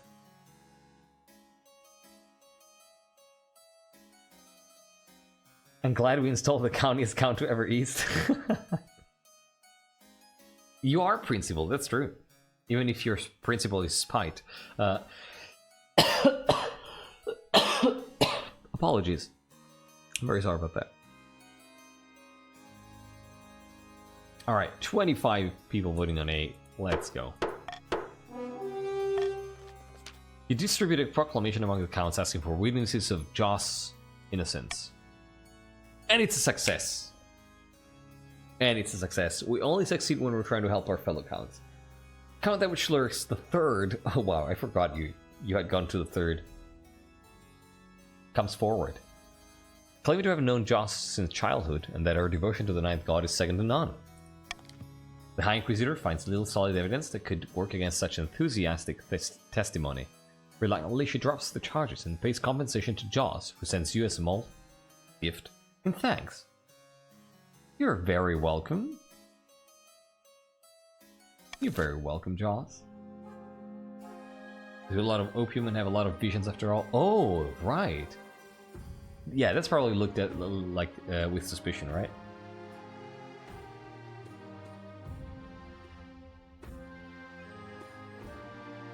Joss is also a seer, yeah. There are a number of reasons. Booming crop. Your Majesty, the yields from the eastern farms are extraordinary. I've never seen the like. We should give it to the peasants for free. The peasants are practically drowning in cabbages. They've even hybridized a new variety of pest-resistant cabbage that cures nightmares. We must assemble a team from the university to study this new crop. Could benefit the entire kingdom. By the blood of the dead, wait a moment. You can't spread our secrets to just anyone. I'll have you know that our produce is very much in demand. We're just in the middle of securing a cabbage trade agreement with Tavalin. These eggheads could disrupt things terribly. Oh, this is interesting. This is the highest treasury you've seen in a long time, if not ever? Oh, we've had like 20, 30,000 gold treasuries.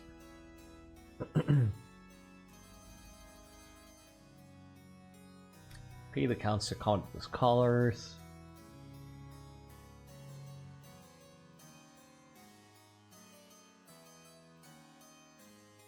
Fast track the Talon deal. Distribute it widely. We might want to do that.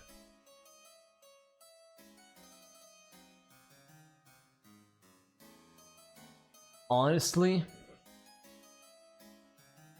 it's either A or C.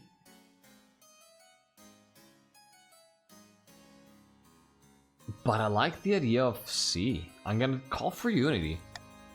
Gonna call for unity on this one. I think C is what I like here.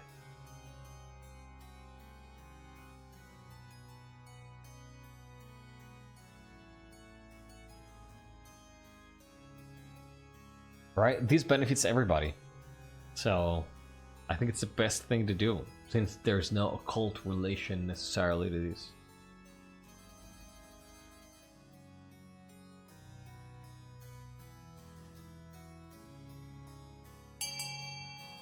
10 to 66. This is kind of close. 10 to 7. 11 to 7. I'm gonna count down here. 12 to 7. I think it might be decided at this point. Counting down from 5. 12 to 7. 13 to 7. 4. 3. 2. 1. And 0. 13 to 8 in the end. The scholars are delighted, not least because they don't have to fund the expedition themselves. Counts grudgingly accept the stipend, which dwindles to a token amount once all the policy fees and paperwork are filled. But as knowledge of the Eastern cabbages spreads across the kingdom, fields flourish. Oh, that's awesome.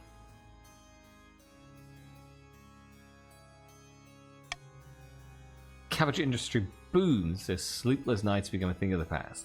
Cabbages become popular with parents to soothe troubled toddlers and get some well-earned rest. Fantastic.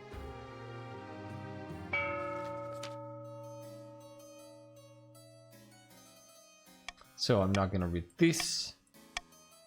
So yeah, this is super long, this event. So the counts get a chance to help me out here, or to try and get a rebellion going. So, do you want to support the queen by diverting some extra tax from Eastern peasants and get me 1,000 gold? Do you want to support me with a propaganda campaign trying to get me authority? Do you want to support me by donating food in my name trying to get me stability? Or do you want to stoke the fires and invent a reason to get angry at the queen? What do you want to do, my fellow counts? I've always favored the East so far. Let's think about that, right? Is it going to be a perfect split? No, it's not. Look at that. Just bringing the tie. With one vote on B. It's fucking tight.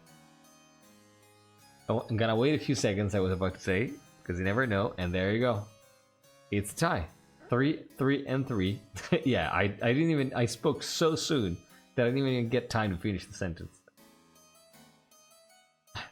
I'm gonna count down from 5. If you're here, count, and you have not voted, vote now. Counting down from 5, 4, 3, 2, oh my god, 1, and 0. D wins. Kiri throws one last vote. Stoke the fires and invent a reason to get angry at the queen. You know, just last week, Salandra accepted the glass of wine from me without saying thank you. Just because she's the queen doesn't mean she can get away with that. Yeah. Oh, this is very serious. This is very serious. Yes, and don't think I forgot about the time I asked her to critique my latest poem. She called it a bit bleak. Fuck. Counts may try to start a rebellion if their defiance is high enough. There you go. Otherwise, they must keep trying to help out the queen. Seems like you waited long for someone to go, why not? Well, if you stick around in the next sessions too, you're going to notice that that's what I do every freaking time. Because I have to take into account the fact that some people have long delay, and I want to give as many people as possible the opportunity to vote on as many votes as possible. I do that both on votes that are advantageous for me to wait on, and to votes that are disadvantageous. That was a joke? Okay, it's really hard to know with written word. Yeah, okay. Great. I'm glad it's very evident. Okay. So let's go with printing press. A deathly request? I'm not sure I know what this is. Let's go with the heir first of all. Your quest for an heir is finally complete. You stand before the council holding a small child in your arms. Should I die, I ask that my crown be passed down to. I think it's going to be my cousin and adopted son. The assembled nobles break out into polite applause by designating an heir is cemented the stability of the kingdom. Your greatness, may I be the first to congratulate you on adopting an heir. What is his name? Salandra the second. Thank the gods, your majesty. I'm sure little Salandra the second will grow up to be a chief of the old block. Congrats on finding an heir, blah blah blah.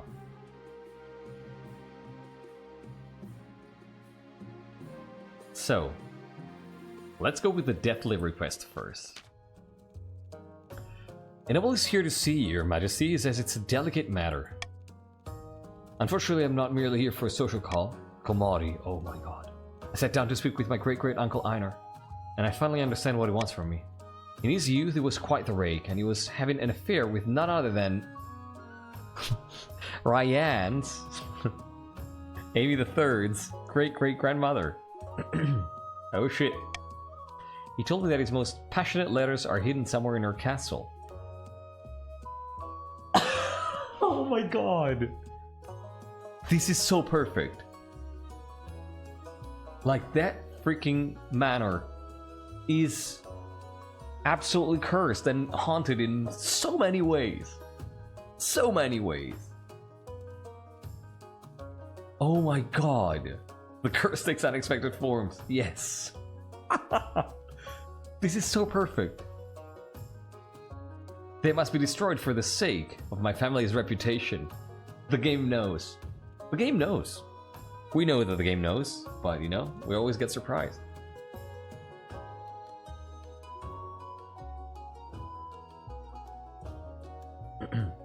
This is amazing. Take it up with Esteban? I mean, that's not how it works. That's why he was haranguing you all the time? Oh, actually, she's political savvy. Blackmail material, huh? Oh, I do hope not, your greatness. The trouble is, Ryan refuses to let me anywhere near her castle. Keeps saying the castle is probably cursed, and I shouldn't get close to it. Ethan, welcome back. And I dare not mention the reason, or she'll tell everyone and embarrass my family. Your greatness, I beg you. Please tell Ryan to throw open her door so I can lay this candle to rest. Oh, this is an interesting one. Wait. As long as you... I didn't remember that this is how it went. As long as you pay me a tithe first. I'll order Countess Amy to let you in. Amy must hear the truth. Appease your ancestor some other way. So the thing is, Salandra knows what kind of fucked up shit is going on in that castle.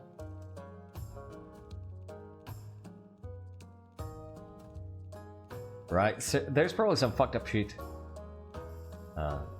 happening in there that Salandra knows is not great.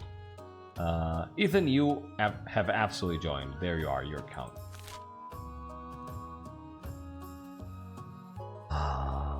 So, I don't think that I should pick option 1 or 2.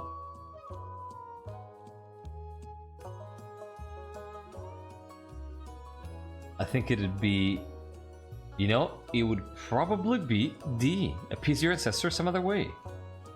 Yeah. Very well, Your Highness. I did hear that great-great-uncle Einar had a great fondness for candied fruit.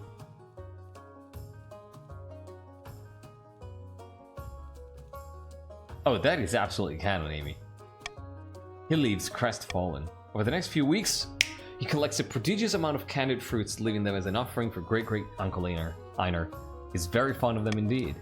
Soon it becomes popular among the peasantry to leave out candied fruit to protect against ghostly forces. Merchants do a roaring trade in the things all across the north, and great-great-uncle Einar rests easy.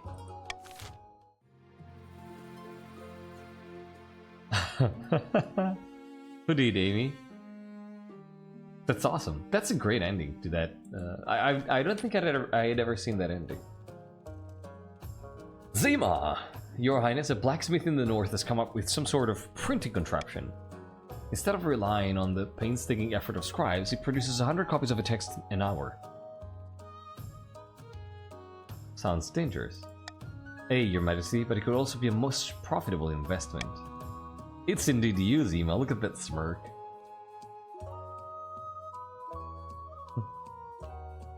It kind of looks like it, sounds like it, Sora, yeah. It's a little bit Halloween. The Queen is right. Books should stay in churches and universities, or else commoners will start getting ideas. There you go. See, Ethan, as I said, you joined. Here you are on the screen. Yeah, Smirk versus Smirk. All right.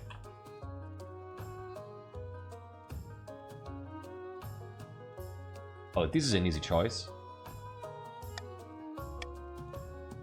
This is a very easy choice. I'd rather have them used by the masses. But I think that it's going to be... like, the way Salandra sees it, it's C or D. But the most important thing is not allowing the church to control this. It's too valuable of a resource.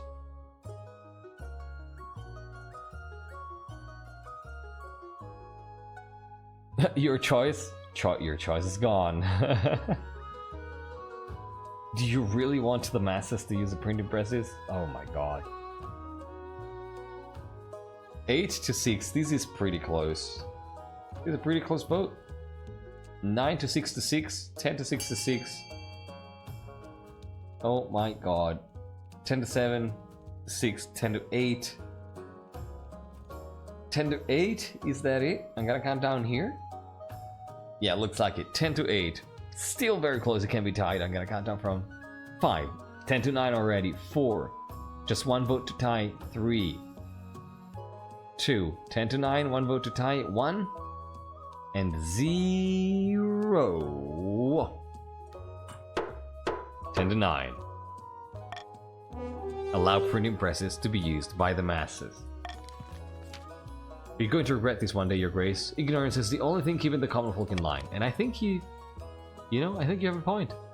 Nonsense, you're just jealous. In the end, both are right. The East develops a thriving publishing industry, but as more and more books are printed, radical ideas start to spread. Ideas like maybe peasants deserve rights, and should we even have a queen at all? Isn't this your custom count? Alright. And this is the end of the season. I think... wait, summer... auction time! Okay. So depending on what happens here... it's a skinwalker. Depending on what happens here, if the stability is raised, the counts are not going to be able to rebel. If stability is not raised, the counts are going to be able to vote to rebel. But I urge you to consider, do you want to rebel? Right? Because the monarch is on her way to potentially winning this game and staying on the throne, and it's been a super... the queen has been super supportive towards the East. So, is it in the best interest of the East to rebel? Just urging you to consider. Kitty, how much money you have? Let me see. Kitty, you have 2,150. Would it be funny? I don't know. What do I get for not rebelling? I don't know. Honestly, I don't care what you choose. I just want people to consider options. You know? Because it's easy to see, oh, rebellion, I'm gonna rebel. But I encourage you to think why.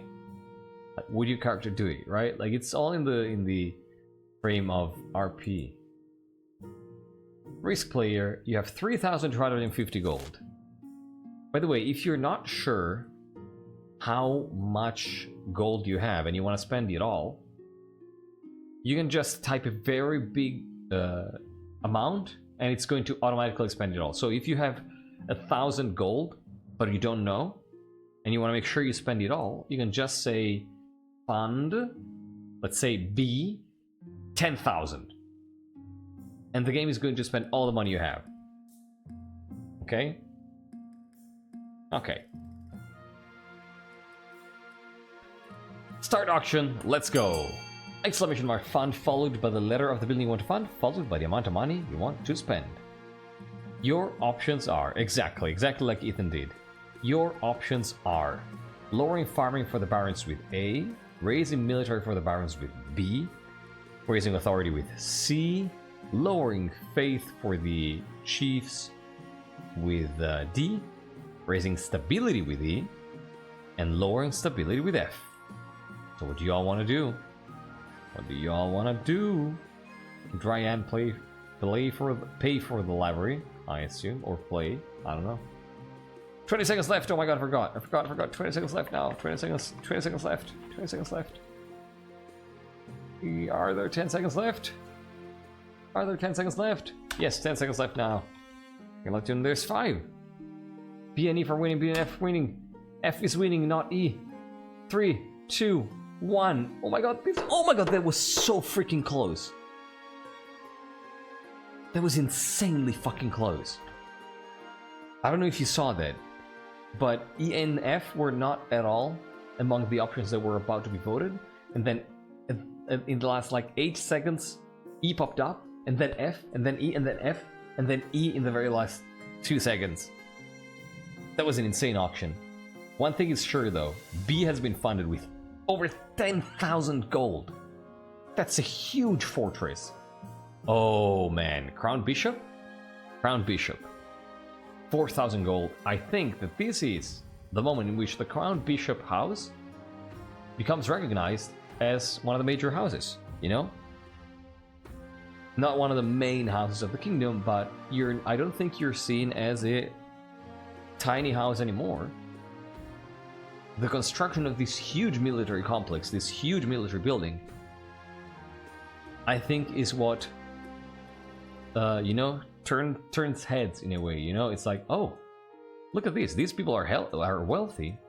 These people have some power. These people need to be considered. So congrats, Crown Bishop. I think this is the moment that your family finally manages to affirm themselves. This is great. And then we have a library here by Amy and others.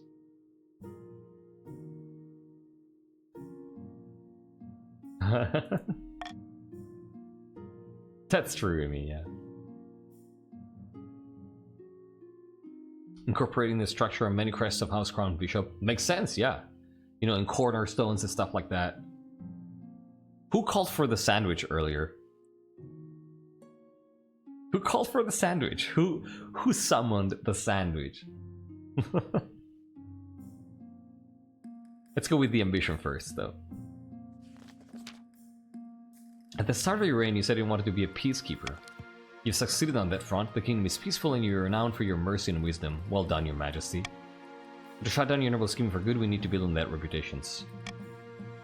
But the common folk are a sleeping giant that even the nobles are afraid to wake. If you become beloved by the peasants, the nobles won't dare overthrow you for fear of revolution.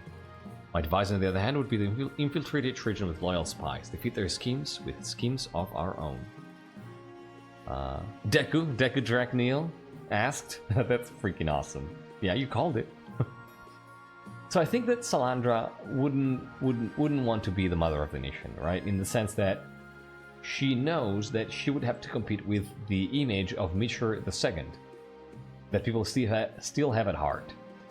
And so I think that she just wants to do things quietly, like she did with Mitchell II, and do them in the shadows with a spy network.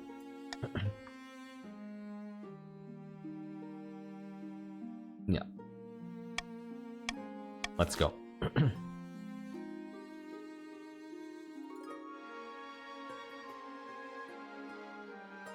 Salandra knows the power of a spy network as well because of what the Gaunt did to the kingdom a few years back, yeah.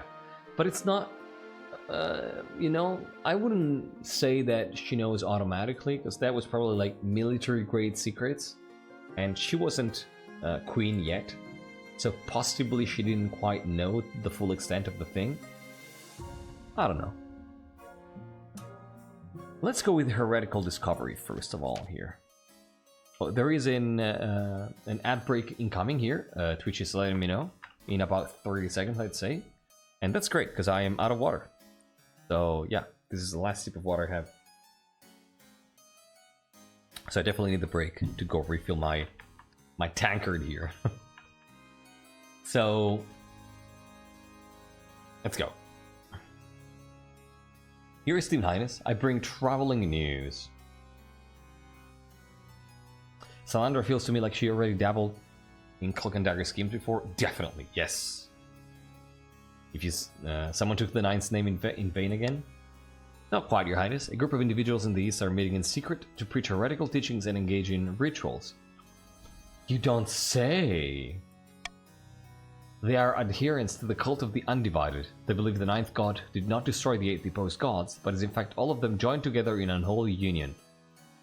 So it's like a mecha from 80s Japanese anime.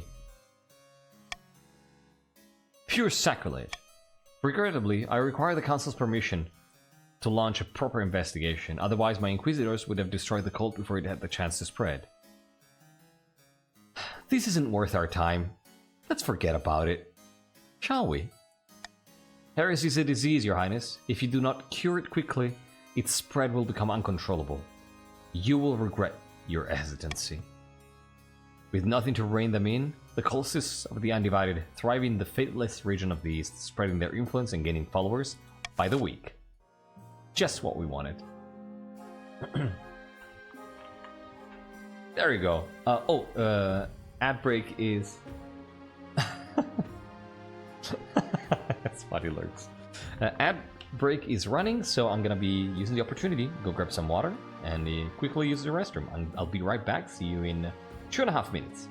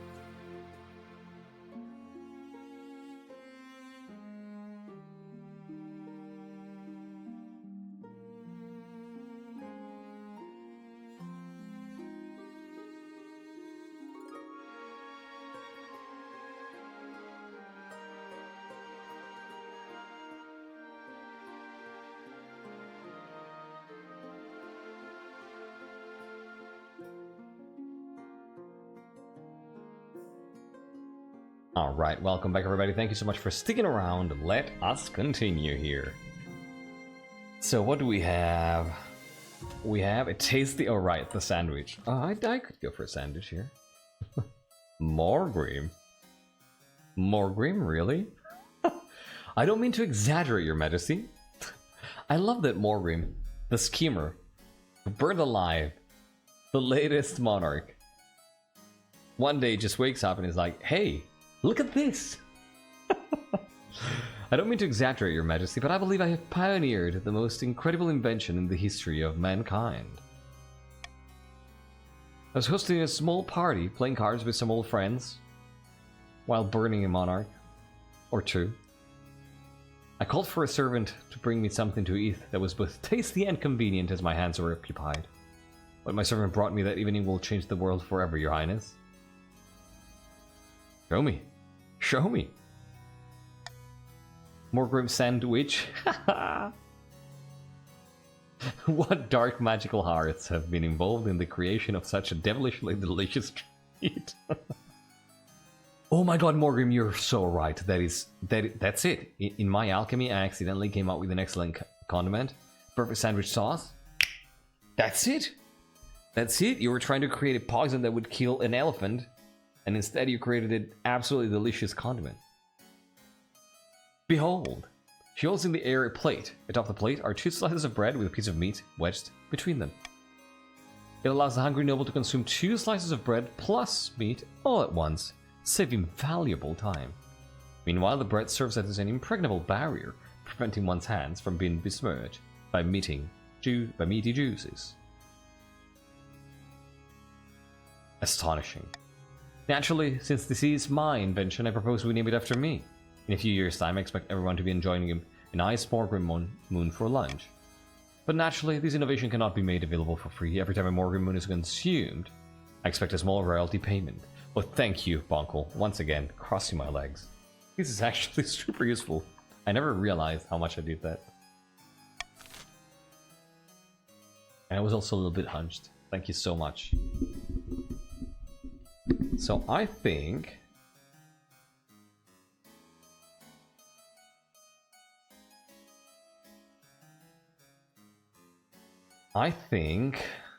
yeah, why not?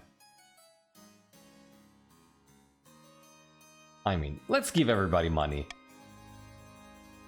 Morgrim is one of the people who put Salandra on the throne.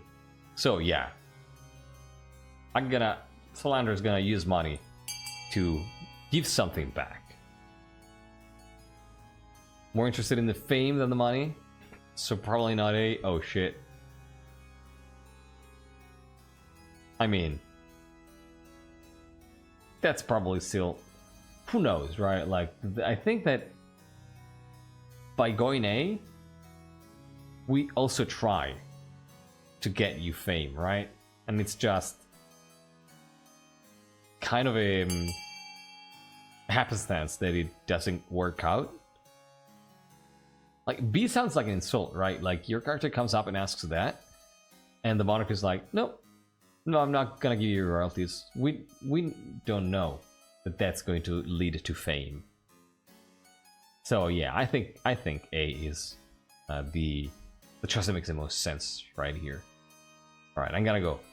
Last few seconds to vote A to get some free money. 5, 4, 3, 2, 1, and 0. I think so, doesn't it? Oh, you mean long term in the game? I don't know. Thank you, Your Highness. It's the least I deserve. Now to work on my next invention. Edible playing cards. You have an interesting mind. From that point forward, everyone is forced to pay a small fee to Morgrim Moon whenever they eat anything between 2 slices of bread. Other counts are granted an exemption from paying this toll, but chiefs and barons are forced to cough up. Consequently, despite the deliciousness and convenience of eating Morgrim Moon, it never really catches on. Bakeries go bust across the east. Oh no.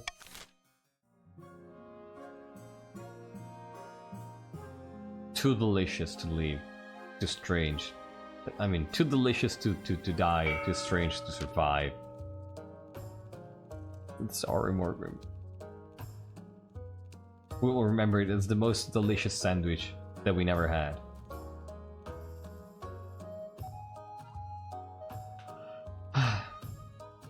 Back in the north, chiefs sit around a narrow table, their flagons running low after a long night of scheming and drinking. Bah, that prophecy is starting to look like a bunch of hogwash. Why hasn't anyone turned against the church and that pompous archbishop? Give it time, the people are misguided, but Morgana will show them the way soon enough. Gotta lower that face. True visionaries are never recognized in their own time. Yeah, there you go. we're going to just proceed with our usual attitude here of a nice common tax. Yeah, you were the only one who didn't vote A. I'll still make my special sauce for friends? Hell yeah!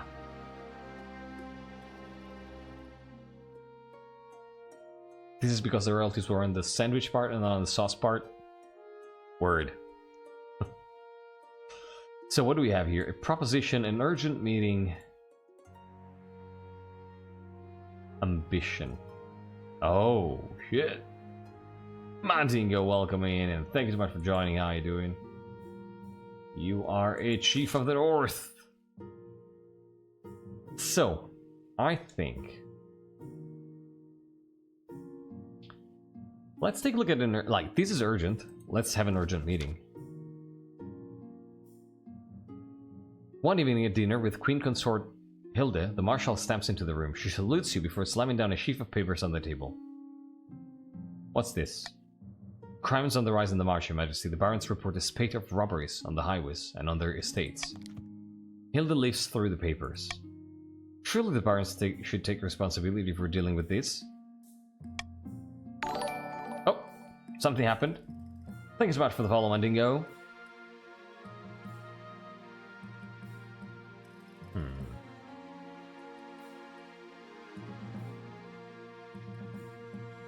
Yeah, let's leave the barons to handle this. Yes, Your Majesty, I'm sure it'll be fine. She marches out, leaving you and Hilde to your dinner. Oh, that's it? Okay. Yeah, the extension sometimes bugs out, but it works in a few minutes and you're still in the game, don't worry. Do we want to do a proposition? I think not, because Salandra is probably not going to spend that money.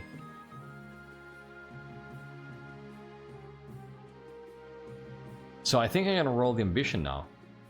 And then if that fails, we're gonna deal with the proposition. Yeah, I think this makes the most sense. All goes according to plan, Your Majesty. Let me show you. Good event ever. It's just a dinner conversation. Your spymaster takes you through a secret passage in your own private office. You emerge into a hidden chamber where a number of hooded figures are waiting. These are my agents.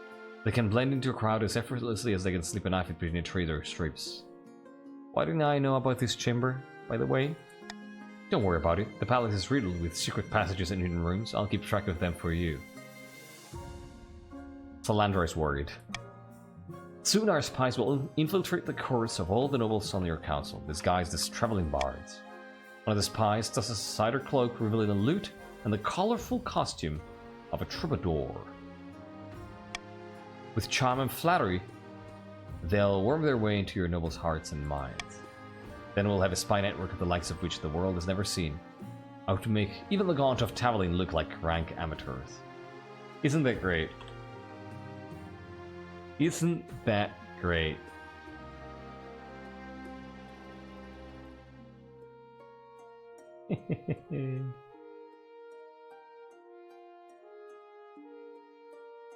What is the objective of the factions? Barons raise military, chiefs lower faith. Counts loyalists. Libeth has ambitions, yeah. I mean, Libeth already bested the Gaunt once, right? So it's clear that she wants to make the spy network of the kingdom become better and more famous and more feared than the Gaunt of Tavalin. That's a tall order. Yeah, they're entirely compatible. This is great.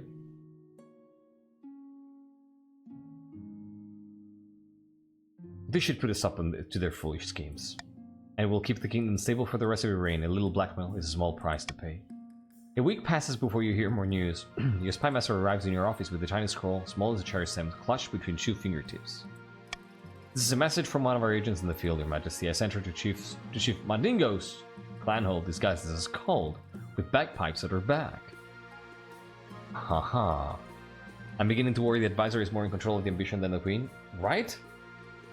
There you go. Sort of, you're terrifying, I'm glad you're on my side.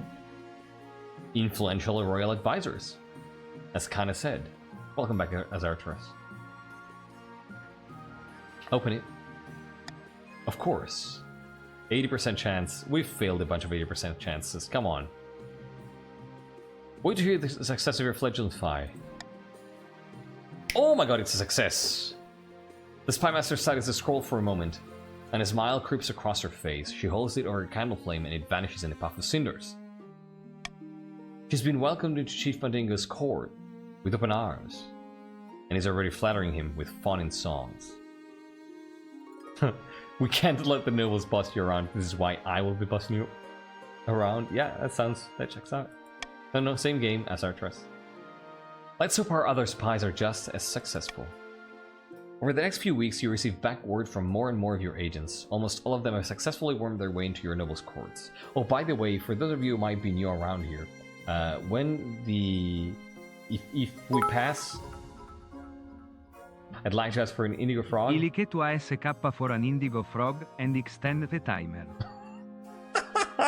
That's pretty fucking funny. I'd like a kappa. Thank you so much, Monkel. Would you mind reminding me after we're done with the episode? Is that a problem? Or do you want me to interrupt it here? But yeah, what I was trying to say is we hold the GGs until the book screen, even after the game is finished. Great, thank you. I'll do it right after this. Over the next few weeks, you receive back word from more and more of your agents. Almost all of them have successfully wormed their way into your nobles' courts. Now we must hope they can maintain their cover. Wait and see, 70%. Actually, if I fill this role before we move to the next season, I'm gonna do it. Wait and see. 70%.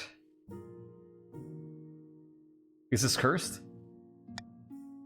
It's not cursed! Oh my god, Salandra is beating the freaking curse.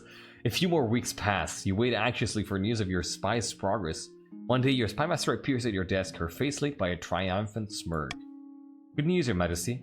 Our spies have uncovered some of your noble's darkest secrets. Did you know Chief Mandingo has an irrational fear of lemons? You do now. We even have a few illicit romances between the nobles in our generically attractive bars. The blackmail writes itself. This has gone better than expected. You do enjoy the services of an excellent spy master. That's true. But we can't get complacent. We must see if our other spies are equally successful. Over the next few weeks, your spies send back more and more positive reports. Soon, you've established a spy network throughout the entire kingdom. Know my secret, says Mandingo. It's with a sense of smugness that you call your next council session. As the nobles file in, you realize you know all their secrets, their weaknesses, everything. Listen, Your Greatness. Hey, Tax Priesta. I was thinking that taxes have been awfully high lately. Why don't we hold a vote on reducing them? Ginge Plays, thank you so much for the follow. Oh, we can call a vote, no problem. But as the nobles walk up to the ballot box, your spy master swoops in and takes them aside. She whispers in their ear, one by one. You watch their expressions turn to a horror. By the old gods. How did you know that? Only my mother knows about that. It can stay that way, just vote the way we tell you to vote. I destroyed the evidence. You can't prove anything. You'd be surprised what I can prove. I know exactly where to dig. But if you vote the way I tell you, maybe I'll misplace my shovel. Hey, care for some lemonade? Ah, leave me alone. I'll do whatever you say. Sorry, Mandingo. The spies know where I have my secret turnip stash? Indeed. Sure enough, when the votes come back, it's unanimous. All the nobles, for perhaps the first time, have voted exactly how you wanted them to. Komaru's secret letters. Oh my god, Bunkle, you're right. It's Komaru's secret letters. It's that.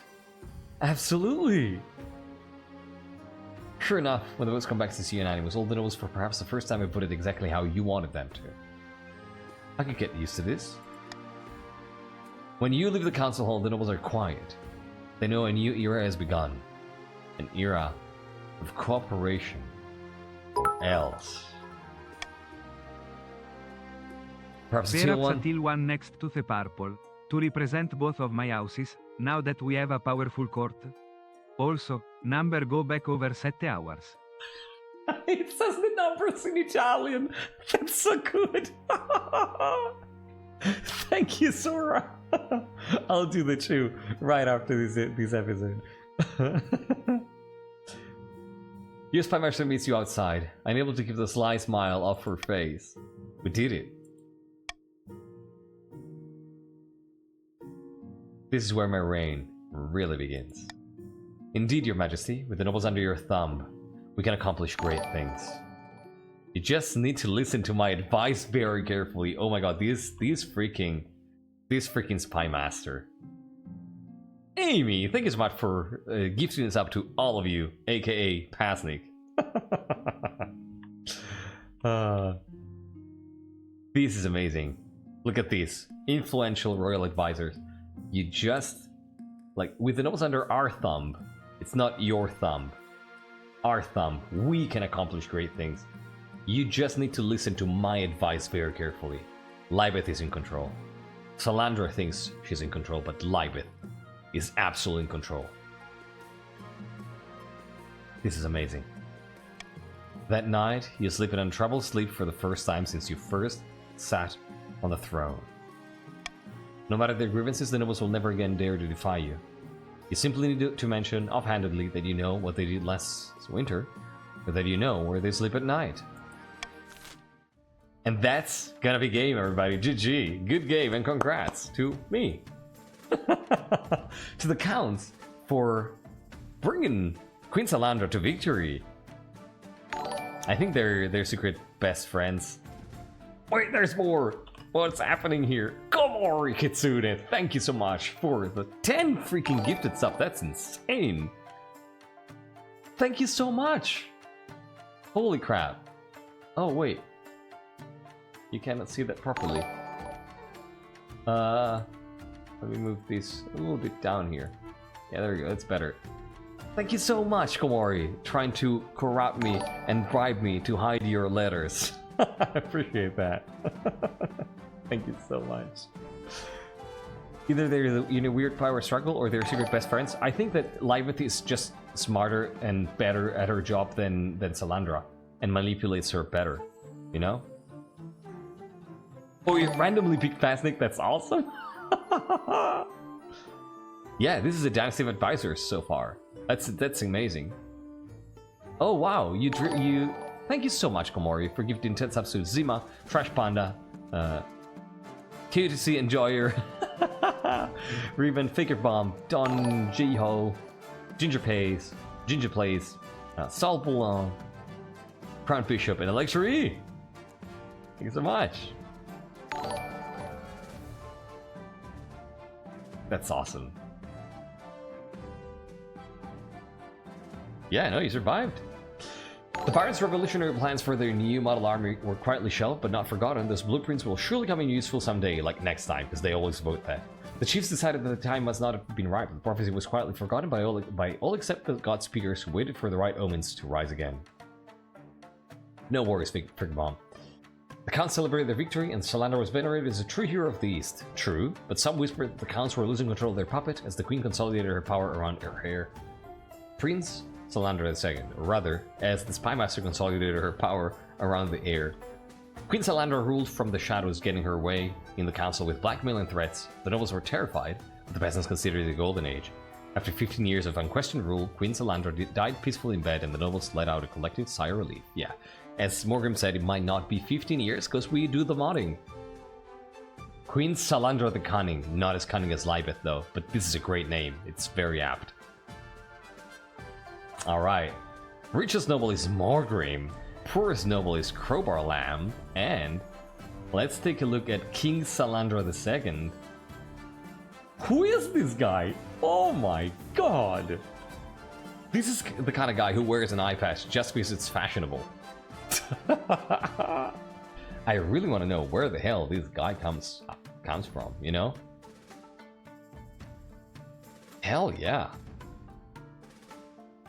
Oh, we need to find. I mean, we're gonna figure out at the start of next reign, we're gonna figure out what the hell happened here.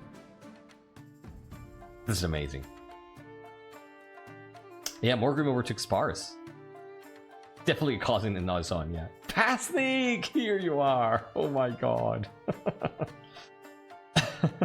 you would always pick Pasnik no matter what, yeah. Can you marry me and I mean marry my daughter? We'll see. We'll see if you send her.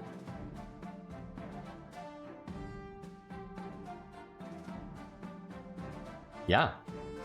Yeah, someone has bested you, Spars. This is fantastic. Okay.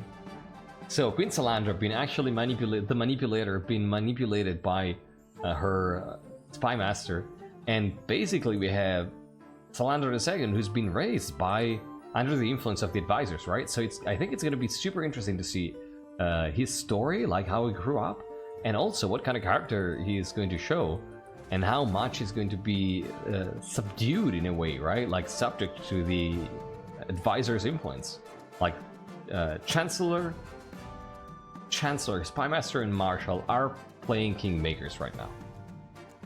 This is fantastic. It's that sandwich, you're right. This is fantastic. I'm super, super excited to see what next episode will bring. Thank you so much for playing, everybody. This is amazing. Hell yeah. Hell yeah. This will continue next week with episode 5. So tune in for that to know how this ends. Thanks so much for playing. Thank you so much for playing for now.